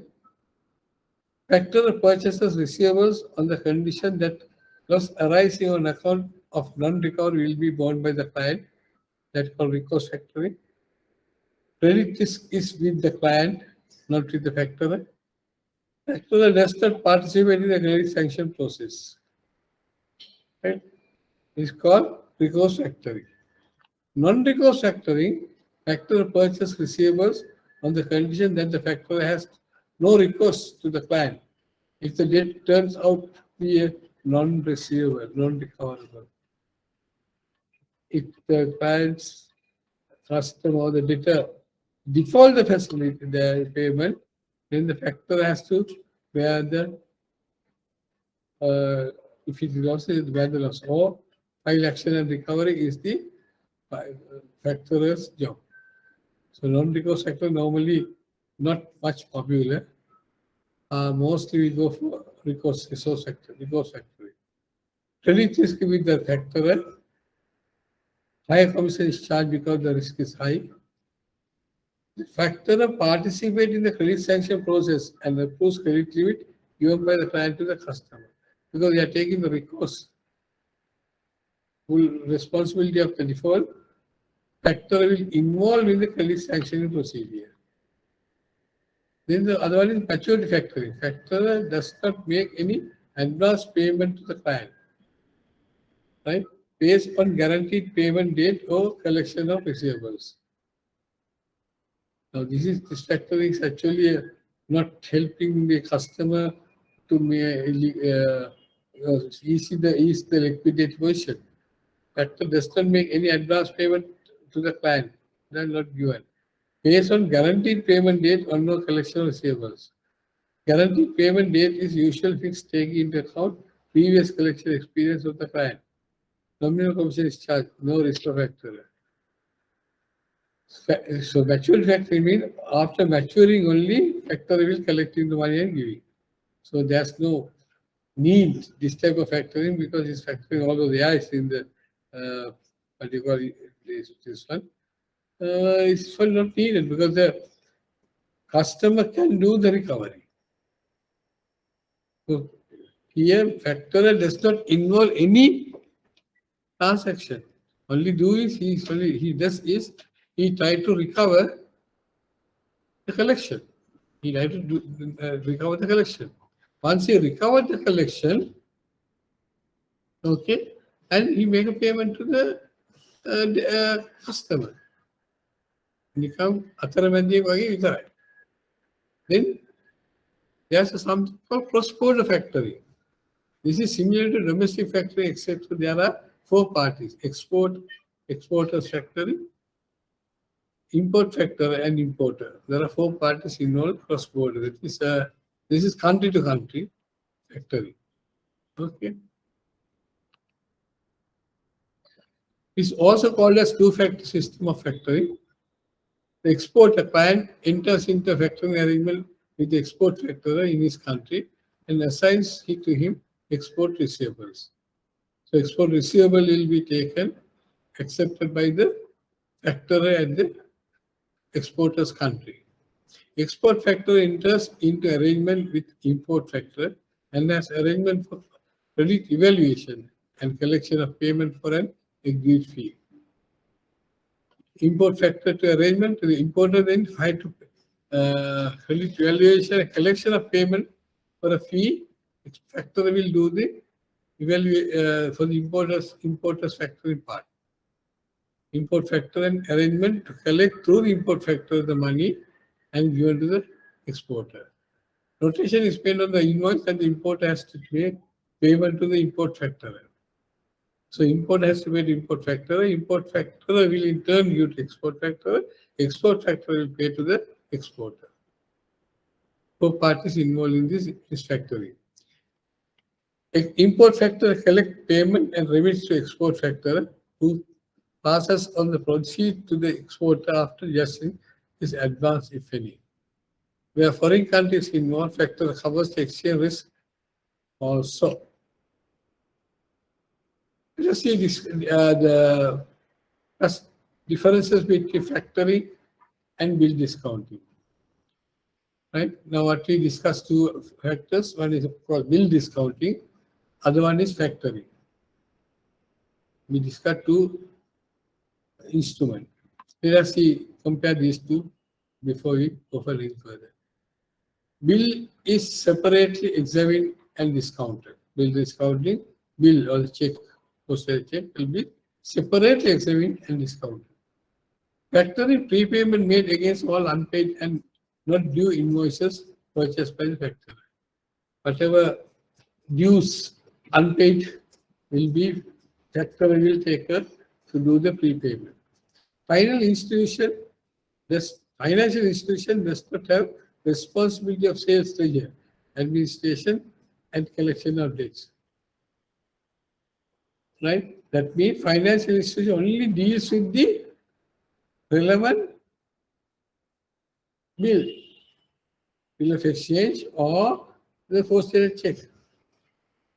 It doesn't have a right to check the sales ledger or administration or other things.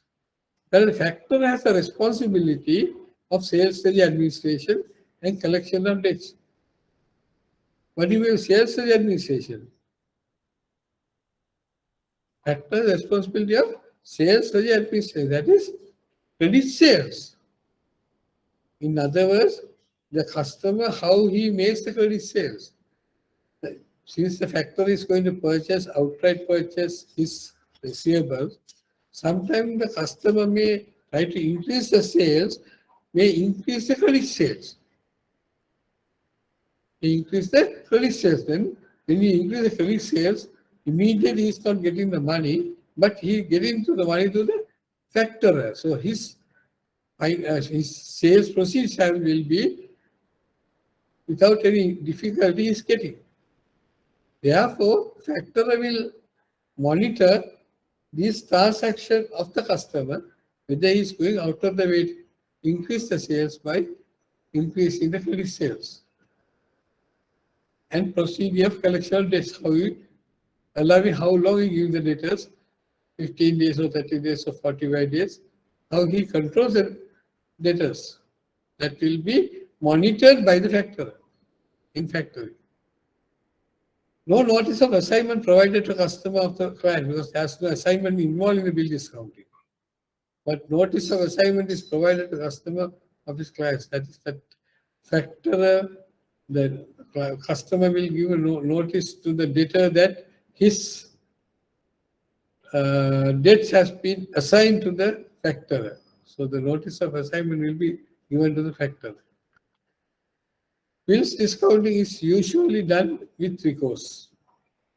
Bill discounting with recourse. That means if you return unpaid, it will be debited to the customer's account straight away. Right? Now keep in mind an important factor here when you're going to check check encashment or check discount. If the check is dishonored, no check should be sent to the customer asking to pay. You have to hold the check. Why? That's a legal document you are having about the default. when you do it, because it's recourse. It's recourse. You have immediate. The other thing is you tell the customer to pay back. You very short notice, about 3 days maximum.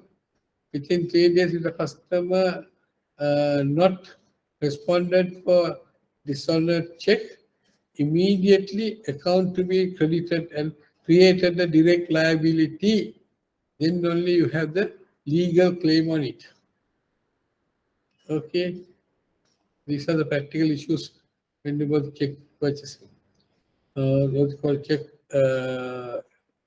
bill for postage check purchasing. Factoring can be done without or with recourse to the client. In India, it is done with recourse. Normally, without recourse, very rare you get to the high risk. Financial institution can get the bills rediscounted before they mature for payment. Right? Over and over, you can discount it before the payment. Factor cannot rediscount the receivable purchase under advanced factoring arrangement. Why factoring has not become popular? Banks' reluctance to provide factoring service. Banks resistant to issue letter of disclaimer. Problems in recovery. Factoring requires assignment of debt which attracts stamp duty. Cost of transaction becomes very high therefore. Okay. So before we go for the other one, for forfeiting and factoring, the another important will be. So that's another another instrument or another lending instrument is similar one is available in the market, but it's called book debts. I don't know whether we haven't come across this term. So all these are working capital financing instruments. Bill discounting, factoring. Similar to factoring, there's another product. We promote to give the bankers to use this product instead of giving temporary overdrafts. What is this product? It's called book debts. Under Mortgage Act, you have been made provisions to take assignment over the receivables, debtors, and grant a facility, short-term facility. Can be a revolving facility, can be granted. What is it? It's called book debts. Utnaya. Book debts means receivables or the debtors of the customer, right? Assigned to the bank. Assignment. Not purchase. Assignment. Under assignment. Taken by the bank. Legal assignment. And provide the facility against that certain percentage. Normally 40 to 50% only we give because we'll analyze with the age analysis and other thing, and repayment capacity, default pattern before we grant in this facility. So booklet is assignment over debtors, receivables, and granting a facility on certain percentage on the outstanding balance. Now this facility will be revolving based on the balance of the debtors. For example, if you get 50% on debtors, so it can go up to maximum of 50% of debtors, it can be revolving. The important thing here is it is the recovery of facilities, not bank's job. It is the customer has to recover his own debts. Okay, only assigned to the bank, given a facility, no control or monitoring whatsoever. Unlike factoring, it is not there in book debt financing. So it's taking an assignment, charge over balances in the fund. So once you assign to that, customer will recover everything done by them, by the customer. Bank will not involve anything about the recovery.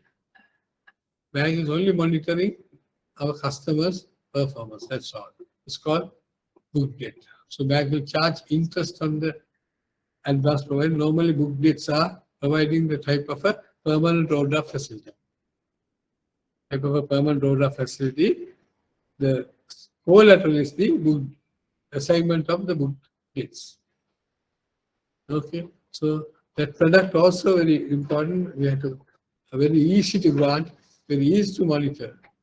Only thing is we have to clearly see the age analysis of the debtors. There can be debtors in the books for a long time. Those cannot be recovered. Sometimes the balances are becoming bad debts. So we have to remove all these things and clear the books before you taking book debts into consideration uh, for the finance.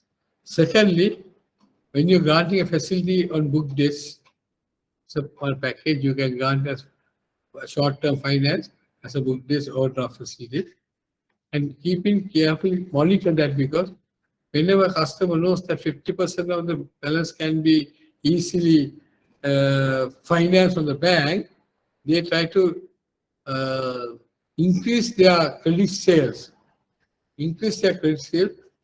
having to increase their sales and to because for 50% of the payment have been bank is giving as credit. Therefore, try to increase sales by that way. So that's a high risk. So bank has to monitor that position without allowing to unnecessarily increase in the credit sales. Okay, those are the product available in the factoring and bill discounting and book debts. Three products on working capital finance. Okay, shall we break for a tea of tea and come back? I will continue factoring and what is forfeiting. The difference between factoring and forfeiting, another instrument which is used in the financial field.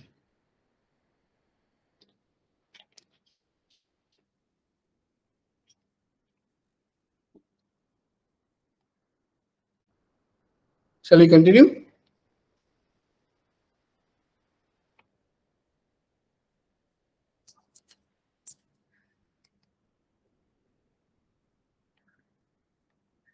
Okay, let's start. We have discussed about factoring. What is factoring? So, misconcept about factoring and bill discounting, postage check purchasing, and I also introduced another instrument called book debts financing. All these things are we can use for instead of short-term finance or revolving finance for working capital finance, as well as the for liquidity crisis situation where without going for unsecured facilities, we can use secured facilities instead of the new products. And also customer may also be like, because we have some sort of a new products introducing to him, where he can use better use of this one, these facilities. Okay, next one is to talk about forfeiting. Factoring versus forfeiting. What is forfeiting and how it operates? Forfeiting, forfeit is derived from a French word, forfeit, which means surrender of fights. Surrender of fights. That's surrendering the fight. When you surrender, the French word called forfeit. It is different from international factoring in as much as it deals with the receivables relating to deferred payment exports, while factoring deals with the short-term receivables. Uh, International factoring, we discussed it a while ago in last session. We call cross-border factoring. Cross-border factoring we call as international factoring. Receivables relating to deferred payment exports. So that means tenor bills give times exporter will give time for the importer to pay. Time depends on the agreement. Mostly according to the certain countries' regulations, international trade regulations, import-export regulations, custom duty regulations, the time given for importers to pay to exporters differ from country to country. In Sri Lanka, we are given maximum 6 months period, not more than that, allowed to. Credit cannot be given. So in practice, most of the maximum period is in Sri Lanka in practice given as for 3 months, 90 days, Tenor Bills. In 90 days, the credit has to be paid. That means, in other words, the importer have opportunity to sell the goods and pay for the exporter, export merchandise. But if you're going to come for forfeiting, it is little different.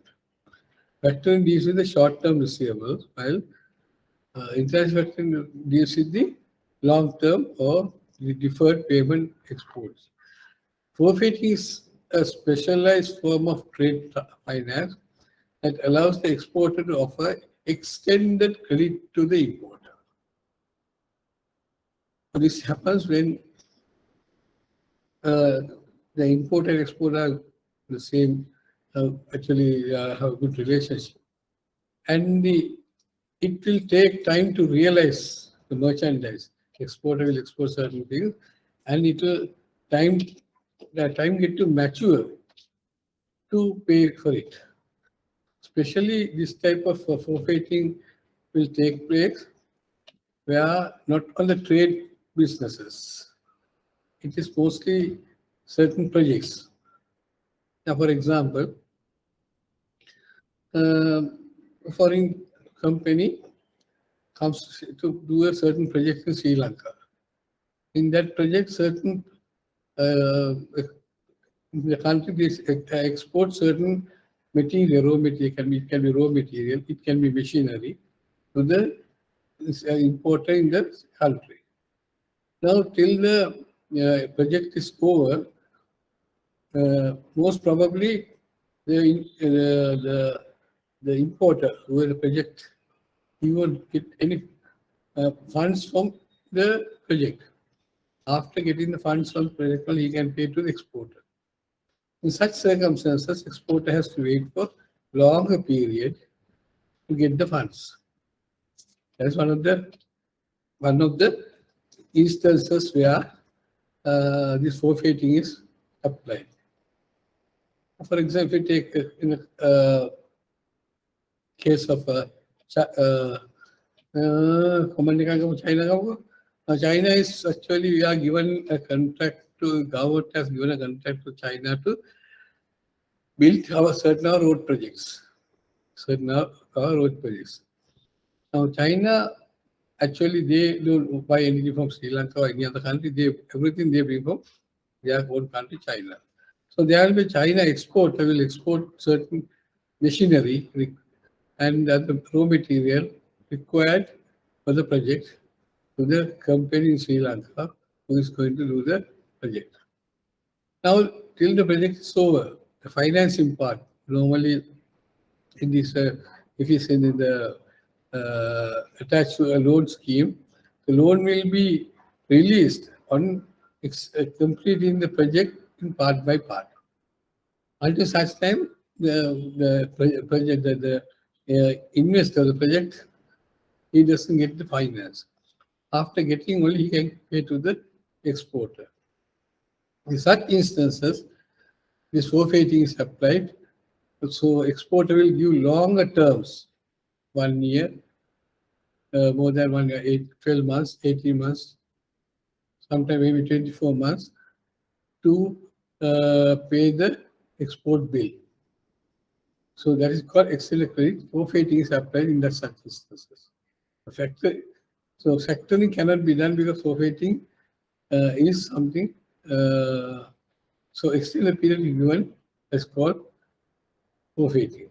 Under forfeiting, the importer gives the exporter a bundle of bill of exchange or a promissory notes covering the principal amount as well as interest. Each tranche of the notes fall due at different points of time in future. Example, every 6 months, extending up to several years. The notes are backed by an able or guarantee provided by a reputed bank in the importer's country. Right? Now, it can be paid at once, or importer gives to the exporter bunch of bill of exchanges. That means entire the export proceeds will be break into pieces, parts, installments. It can be not one installment, but can be several installment payable on different intervals, different time period. It can be either promissory note or bill of exchange or a draft. There are certain documents that the financial documents are there, can be used. All the payment date or the maturity date will be on a future date. Encoded there. These will give different points of time in future, either every 6 months, except several years, sometimes 3-4 years sometime. Then these notes actually even long term, this way, will be backed by a guarantee from the reputed bank in the importer's country. That will be the promissory or the bill of exchange or the promissory note or the draft will be honored at the time of presented for payment, and that will be guaranteed by the one of the banks, importer's country, a reputed bank will be giving a guarantee. Right? Okay, that's called forfeiting. So it is forfeiting is an instrument used for giving deferred payment time for a importer to pay a longer extended credit to the by the exporter. Okay, in simple terms. Forfeiting is a mechanism in which an exporter surrenders his right to receive payment against the goods delivered to or service rendered to the importer in exchange for an instant cash payment from a forfeiter. Right. Forfeiting is a mechanism, right, in which exporter surrenders his right to receive payment against a good delivered or services rendered to the importer in exchange for instant cash payment from the forfeiter. Like factoring, or when the importer gives bundle of promissory notes or bill of exchange or drafts, right? The exporter will release all those instruments or one by one to a forfeiter, and forfeiter will will exchange or give instant cash to the importer. Okay, to the exporter, right? Goods delivered to service and rendered to the importer in exchange for an instant cash payment from the forfeiter. Forfeiter will make payment for the exporter when he surrenders the instrument which have been receivable from the importer. In this way, an exporter can easily turn a credit sale into cash sale without recourse to him or his forfeiter. This is the advantage in the forfeiting. Exporter can easily turn a credit sale. That means a tenor bill, a long-term bill, can be converted immediate cash. That means discounted in another way, and get the cash. Then his liquidity position will be eased, and the importer will sufficient time to pay for the bill. A longer time, not short time, longer time. So normally, this type I told earlier, this type of transaction takes place with the capital goods, not the merchandise. So merchandise are immediately sold and repaid back. Where the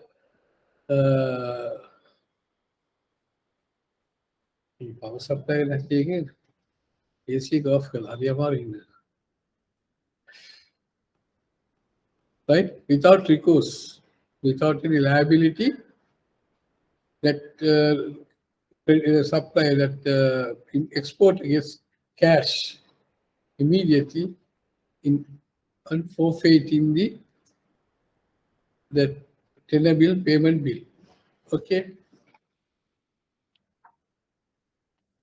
The forfeit is a financial intermediary that provides assistance in international trade. This is also another instrument used in international trade, not for merchandise, mostly for capital goods. Merchandise, of course, can be sold immediately or in a short duration. But capital goods, it has to be realized. That's why it needed long-term finance. So the exporter will give the long-term finance to importer till the project is completed, and sometimes it can generate income or otherwise realize the project's payments. It is evidenced by negotiable instrument, then bill of exchange and promissory notes. This transaction we mentioned earlier also. The instrument I used are bill of exchange. Is tenor long-term bill of exchange, that is called users bills or tenor bills or promissory notes. It is a financial transaction, helps to finance contract for medium to long term for the sale of receivables on capital goods. That's what I mentioned. This is used for mostly for the capital goods. That is in the capital sale, not for sale. Most of the time we find these transactions are taking place on projects. Forfeiting transactions are taking place in the types of long-term projects where capital goods are exchanged, not merchandise or short-term. Okay, contract for medium and long-term for the sale of receivable on capital goods. However, at present, forfeiting involves receivables of short maturities and large amounts. Okay, sometimes, however, now this actually the concept of forfeiting introduced to encash long-term maturity bills, very long-term maturity bills, which has been used for non-merchandise or capital goods. But over a period of time, the traders have been developed their certain their practices, and now involves even short-term maturities with the large amounts also doing this forfeiting transaction. The exporter can then discount these notes without recourse with the banks who specialize in forfeiting business to generate an immediate cash flow. When the transaction takes place, exporter exports the goods and the exporter receives the goods. And to clear the goods, he negotiate, or the negotiable instrument will be endorsed, number of bill of exchange or drafts or promissory notes, and hand over to the exporter. Okay. Then exporter will either whole or few can be discounted with the bank specialized for forfeiting business to generate immediate cash. Now, the important thing we have to keep in my mind is now these instruments are time-bearing, long-term time-bearing instruments, 6 months, 9 months, 12 months, like that. The long term is needed. Therefore, normally commercial banks may not accept this type of long-term instruments because the bank's financial will be blocked. Working capital will be struggling and may face for liquidity crisis. Therefore, basically specialize in forfeiting business, especially investment banks or merchant banks. Especially investment banks or merchant banks are doing this forfeiting business. This means that if either importer or the guaranteeing bank fails to pay when notes are fall due, the forfeiter cannot ask the exporter for reimbursement. Okay. Then once it is encashed, when it is defaulted, means that either importer or the guaranteeing bank fails to pay when notes are due, the forfeiter cannot ask the exporter for reimbursement. Why? Forfeiter has to get it from direct from the importer, because forfeiting is also a type of factoring without recourse outright purchase, outright selling. Therefore, forfeiter cannot ask for the exporter for any reimbursement being defaulted. So therefore, the forfeiter directly sue the importer and the guaranteeing bank for recovery. Therefore, the credit risk is assumed entirely by the forfeiter.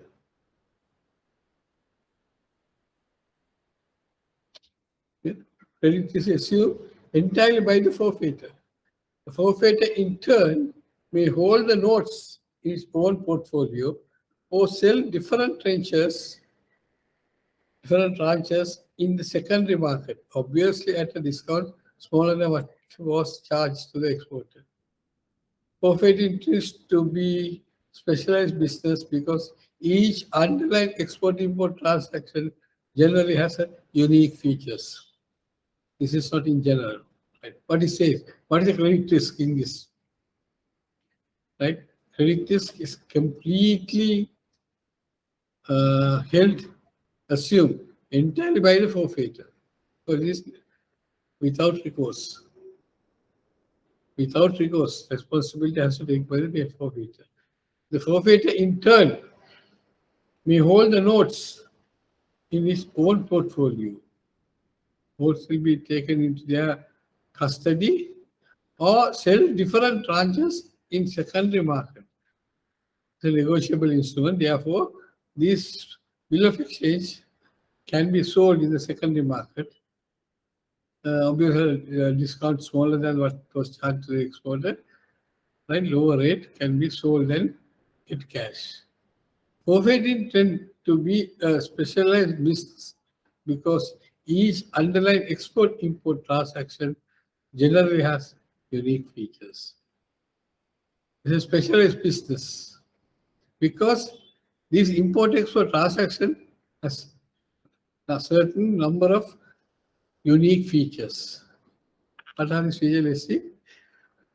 So, mechanics of forfeiting.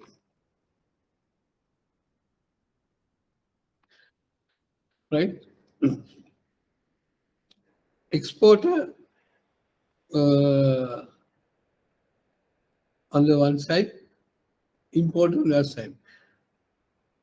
Exporter gives the forfeiter the bills that the bills are received from the importer and given to the forfeiter. Forfeiter in charge given cash to the exporter.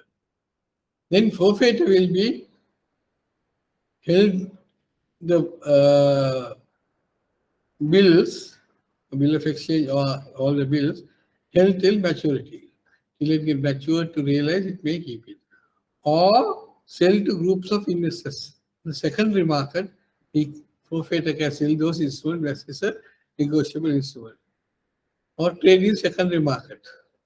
Sell to the group of investors or secondary market. On the other hand, the whaling bank will have an importer will get a contract with the whaling bank. The whaling bank agrees to provide importer funds. Okay, this is the forfeiting mechanism, how it is operates. Let's see once again in detail how it is operates. commercial bank, the exporter and the importer having get into a commercial contract to provide certain services or goods, right? Get into the primary contract. Then the exporter will deliver the goods to the importer. Exporter will send the goods to the importer. So importer will hand over the documents to the exporter. This is the normal international import-export transaction. Up to this point, normal export-import transaction. Once the documents are handed over to the exporter, since goods to be, it has to be, the exporter will hand over the goods, the documents, delivery of documents to forfeiting institution of the forfeiter. Delivery goods to the document forfeiter. Forfeiter will payment of shipment and discount. Forfeiter will make a payment to the documents or the bill of exchange, payment to the exporter. That exporter will get the proceeds without waiting for maturity of the documents. Immediately get the money. Right? And exporter will sign a forfeiting contract with the forfeiting institution. That's for the contract to avail this facility. Then, once the documents are given, documents are presented for payment for avail bank. Avail bank will, or the guaranteeing bank will be at maturity paying for the forfeiter. Say, on the maturity. And import is given a guarantee by the availing bank and repayment at maturity. Import has to pay to the availing bank or guarantee bank repayment on maturity of the goods. The documents, maturity of the documents. So it's something similar to normal import-export trade, but this portion is the extended credit facility through forfeiting institutions. Okay. The essential characteristics of forfeiting transaction. What are important things to be included in a forfeiting transaction? Exporter to extend credit to customers for period over 6 months.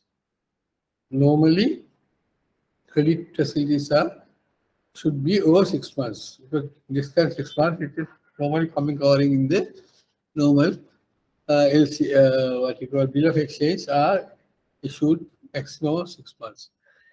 Anything more than that are coming and be forfeited. So all the bill of exchange should bear maturity period over 6 months. That's the first requisite for the condition. Second requisite for forfeiting transaction, exporter to raise bill of exchange covering deferred receivable from 6 months to 5 years. So normally up to 5 years, time is pending. Right? Exporter has to raise, that means set of bill of exchange, a bunch of bill of exchange to be prepared by the exporter to deferred receivables, delayed receivables from 6 months to 5 years in different interval, maturity in different interval. For example,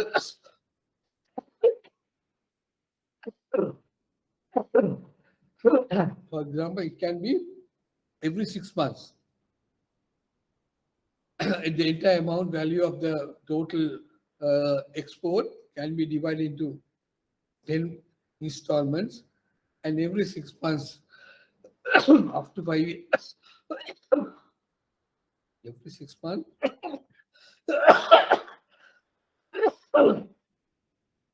up to 5 years, that can be extended.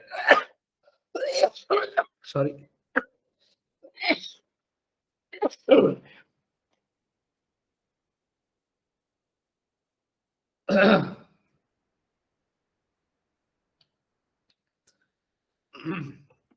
Sorry. Okay. So 6 months can be, for example, for 10 months, every 6 months, that will be 10 bill of exchange can be prepared, will be prepared by the exporter and on the deferred receivables, 3 to 6 months. Had said,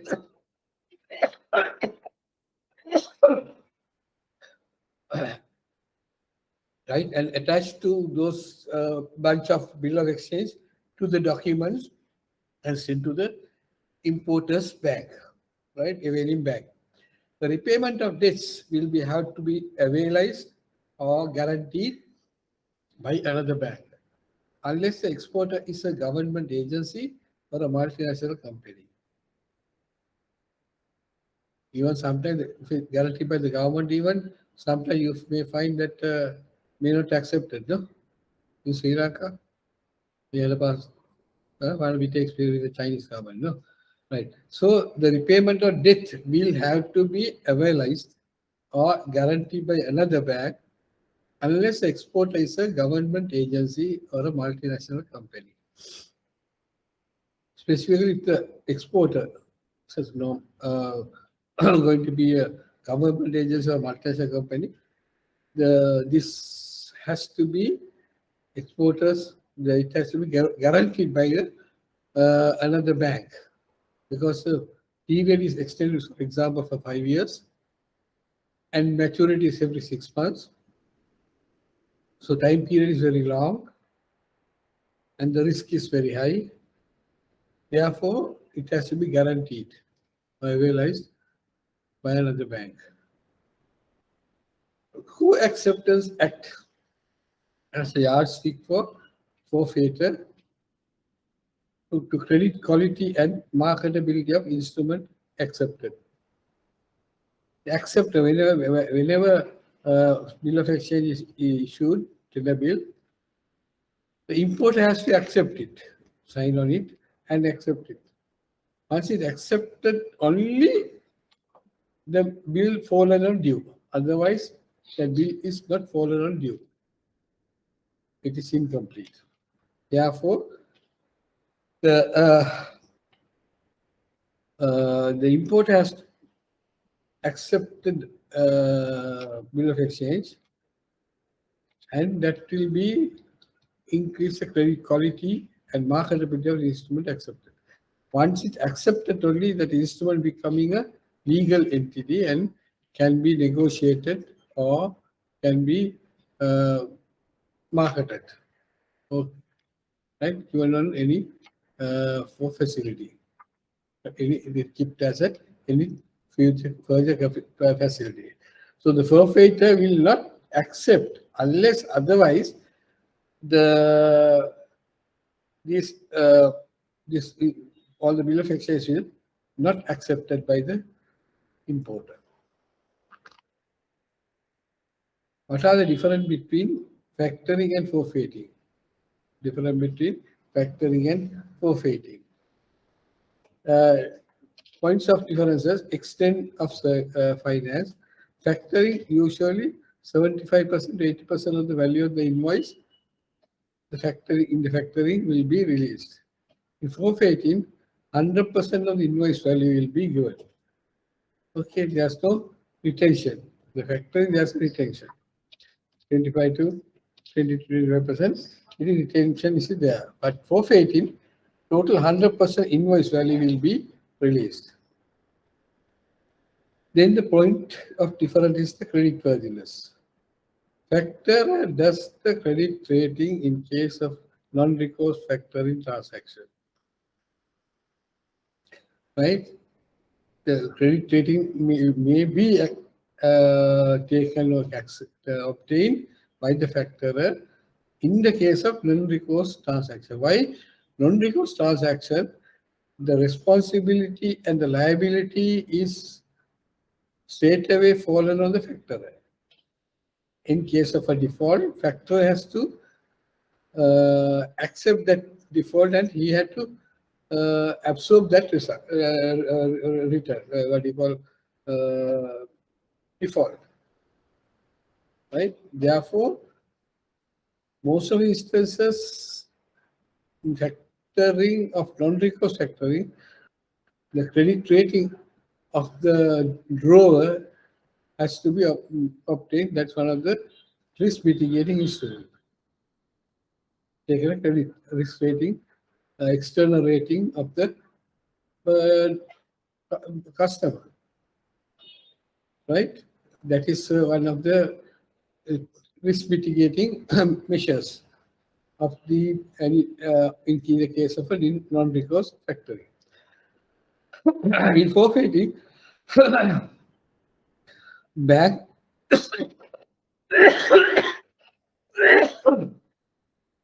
forfeiting, the bank relies on the credibility. It's not creditability, credibility of the availing bank or the guaranteeing bank.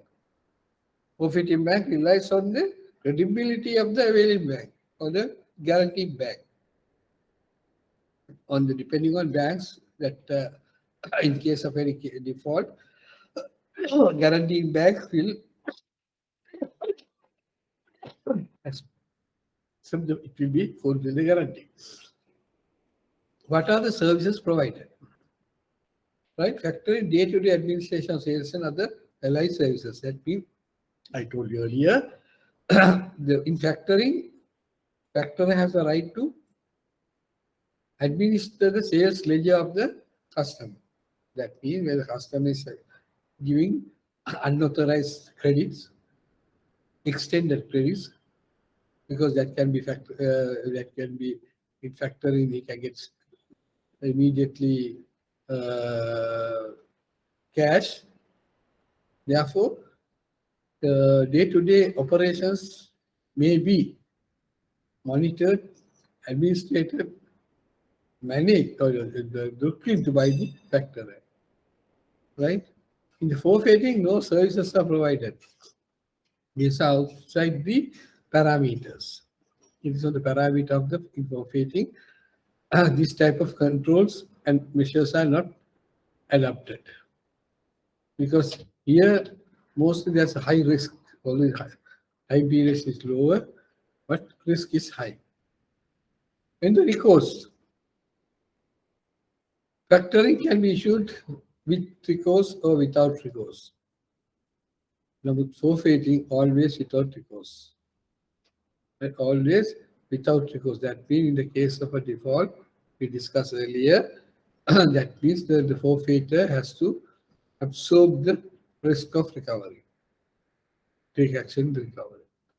We can pass to the availing bank or guaranteeing bank, always without recourse. But in factoring, mostly factorers are going with recourse.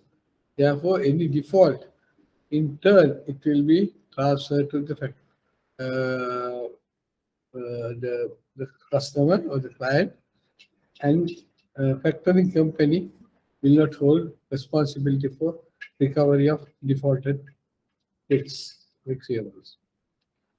Sales, factoring by turnover. Sales by turnover. Forfeiting, sales by bills. Right? By the bills it can be verified. Let us see the three, compare with factoring and forfeiting and also bill discounting. What are the features, differences between these three products? Bill discounting, factoring, and forfeiting. Scrutiny. Scrutiny bills discounted individual sale transaction. Right? What is excluding individual sales transaction in the bill discount? In factoring, service of the sales transaction. How sales transaction can be serviced. Forfeiting, individual sales transaction. Individually, each and every transaction separate. Extent of finance, bill discount is 75%, 80%, factoring maximum out 80%, forfeiting 100%. Recourse, bill discount is always with recourse, factoring with or without recourse, forfeiting without recourse. Factoring without recourse. The sales administration of books, ledger administration, and bill discounted, it is not a matter to look into the transaction. It is purely looking at the instrument issued, the financial instrument issued for collection of dues. That will be verified, not anything else. Then factoring, yes, sales administration is important because factoring is outright purchase of receivables, debtors, therefore managing debtors, age analysis, extending, customer may extend the credit facilities to get more benefit from the factoring. Therefore, the sales administration has to be carried out. In forfeiting, it is not done. It's not needed to do. Okay. Term bill discount mostly short term, depending on the period of maturity. Short term, depending on the period of maturity. Sometimes it can be 5 days or 2 days, or 3 days or 5 days, or maximum would be 3 months, 3 to 6 months. Factoring also is short term, also based on the period of maturity. Forfeiting also longer term, 6 medium term or long term. The charge creation, bill discount is hypothecation. Hypothecation mean, right? It is the bill discounted when the bill is discounted. Its bill is in the hands of the bank. Factoring is the assignment. It is, I said, the document signed to assign the value of collecting of value of the bills. It's an assignment. Forfeiting also same, it's an assignment. Okay.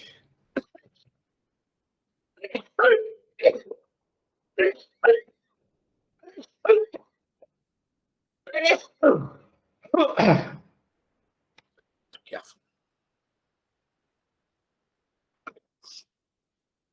Okay. So that's all about forfeiting and bill discounting and factoring. Also, we discussed an additional one called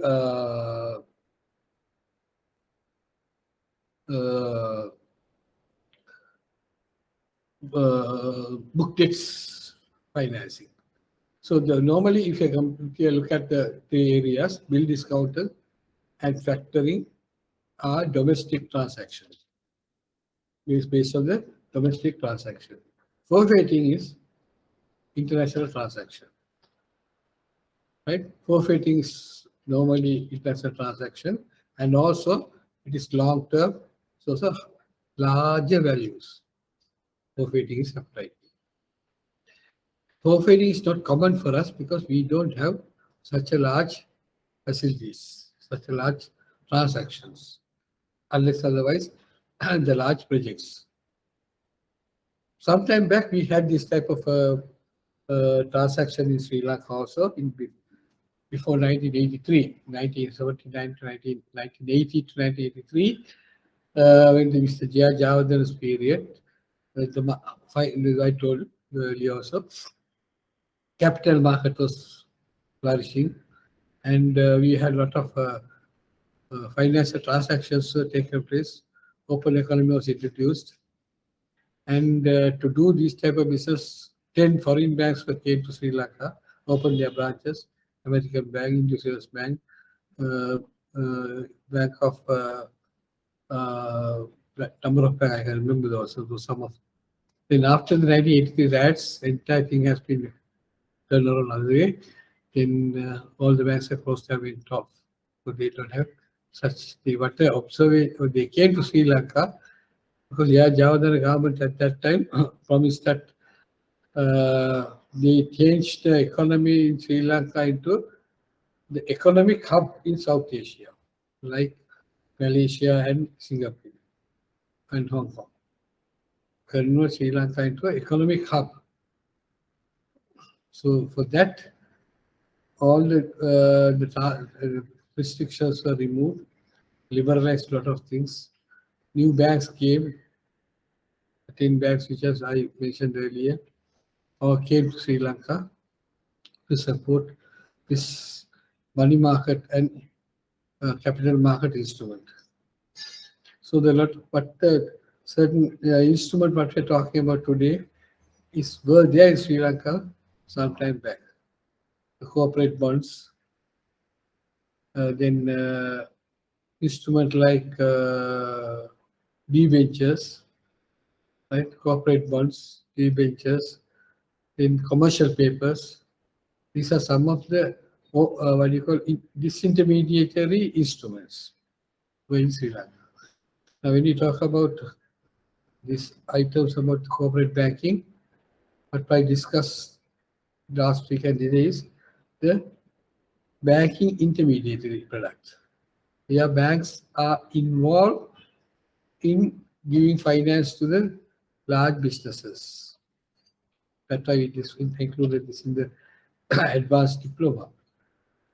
But there are certain products are there in the market. They were in the market, they are even now in the market, but when not attractive or operative, are financial disintermediation product. Financial disintermediate product. That means banks, those finances are not going through the banking system. These transactions are not going through the banking system. It is directly from the capital market or money market to the borrowers. To the borrowers. Right? So long-term finance, issuing debentures, then issuing corporate bonds, then short-term funds, corporate, what you call corporate bonds, and for the short-term funds comes under commercial papers. So these are without going to the banks straight away directly. The borrowers going to the market and issuing an instrument and collecting funds. So this system, the source is there, but to operate this type of a system, we need a established a corporate market, established a money market, which is at the moment is lacking. So it has to be, we had to develop those areas only, then the transaction can be where the corporate customers, large customers, can go direct to the market and collect whatever they have wanted at a lesser cost than going through the bank loans. Okay, right. So these products are like for long-term financing, debenture issues. The company can issue debentures to the money market, to the capital market, to the market instrument, where whoever want, they can purchase the instrument, debentures, and invest in the debentures. By the way, it's a loan product. In other words, directly borrowing loans directly from the public, not from the banks, avoiding the banks. It's called disintermediation. Banking disintermediation. So then the corporate bonds, whereas medium-term transactions are taking place, we are issuing bonds for 1 to 3 years. Funds are needed for short term, can be issued corporate bonds by the blue chip companies or which are companies which are listed in the Securities Exchange. Large corporates, if they want their short term, medium term finance, they can create a paper called bond and put the bond into the market. So there are whoever surplus funds in the market can purchase those bonds directly on the Securities Exchange, and then the companies can collect their funds under the bonds. without going to the banking system. With short-term finance needed, the corporate can issue short-term money market instruments, like commercial papers, 3 months to 1 year. So these instruments were there in Sri Lanka in 1980s. In 1980s, these instruments were used by large companies, blue chip companies, to mobilize their capital and liquidity crisis situations without going to the bank, without asking TODs. They straight away put to the market and ask for facilities. So, and banks in turn buying those instruments, right? Invest through buying that instrument, and secondary market they sell at a higher price. So these transactions are moving. These are negotiable documents. It can be sold in the secondary market, right? It is servicing properly. If anybody want to, like whoever buys the instrument, and if you need immediate cash, you can either they can pledge to the bank and get a loan, or they can sell, put in the market and sell in the secondary market. So these instruments are used to finance the corporate segment. Right? So in addition to what we discuss is banking intermediations, bank intermediation items, products. There are some other products which are disintermediary products which are used in the financial market to collect in the corporate market to collect their finance from the straight away from the market. Okay, right. Any questions? Any questions?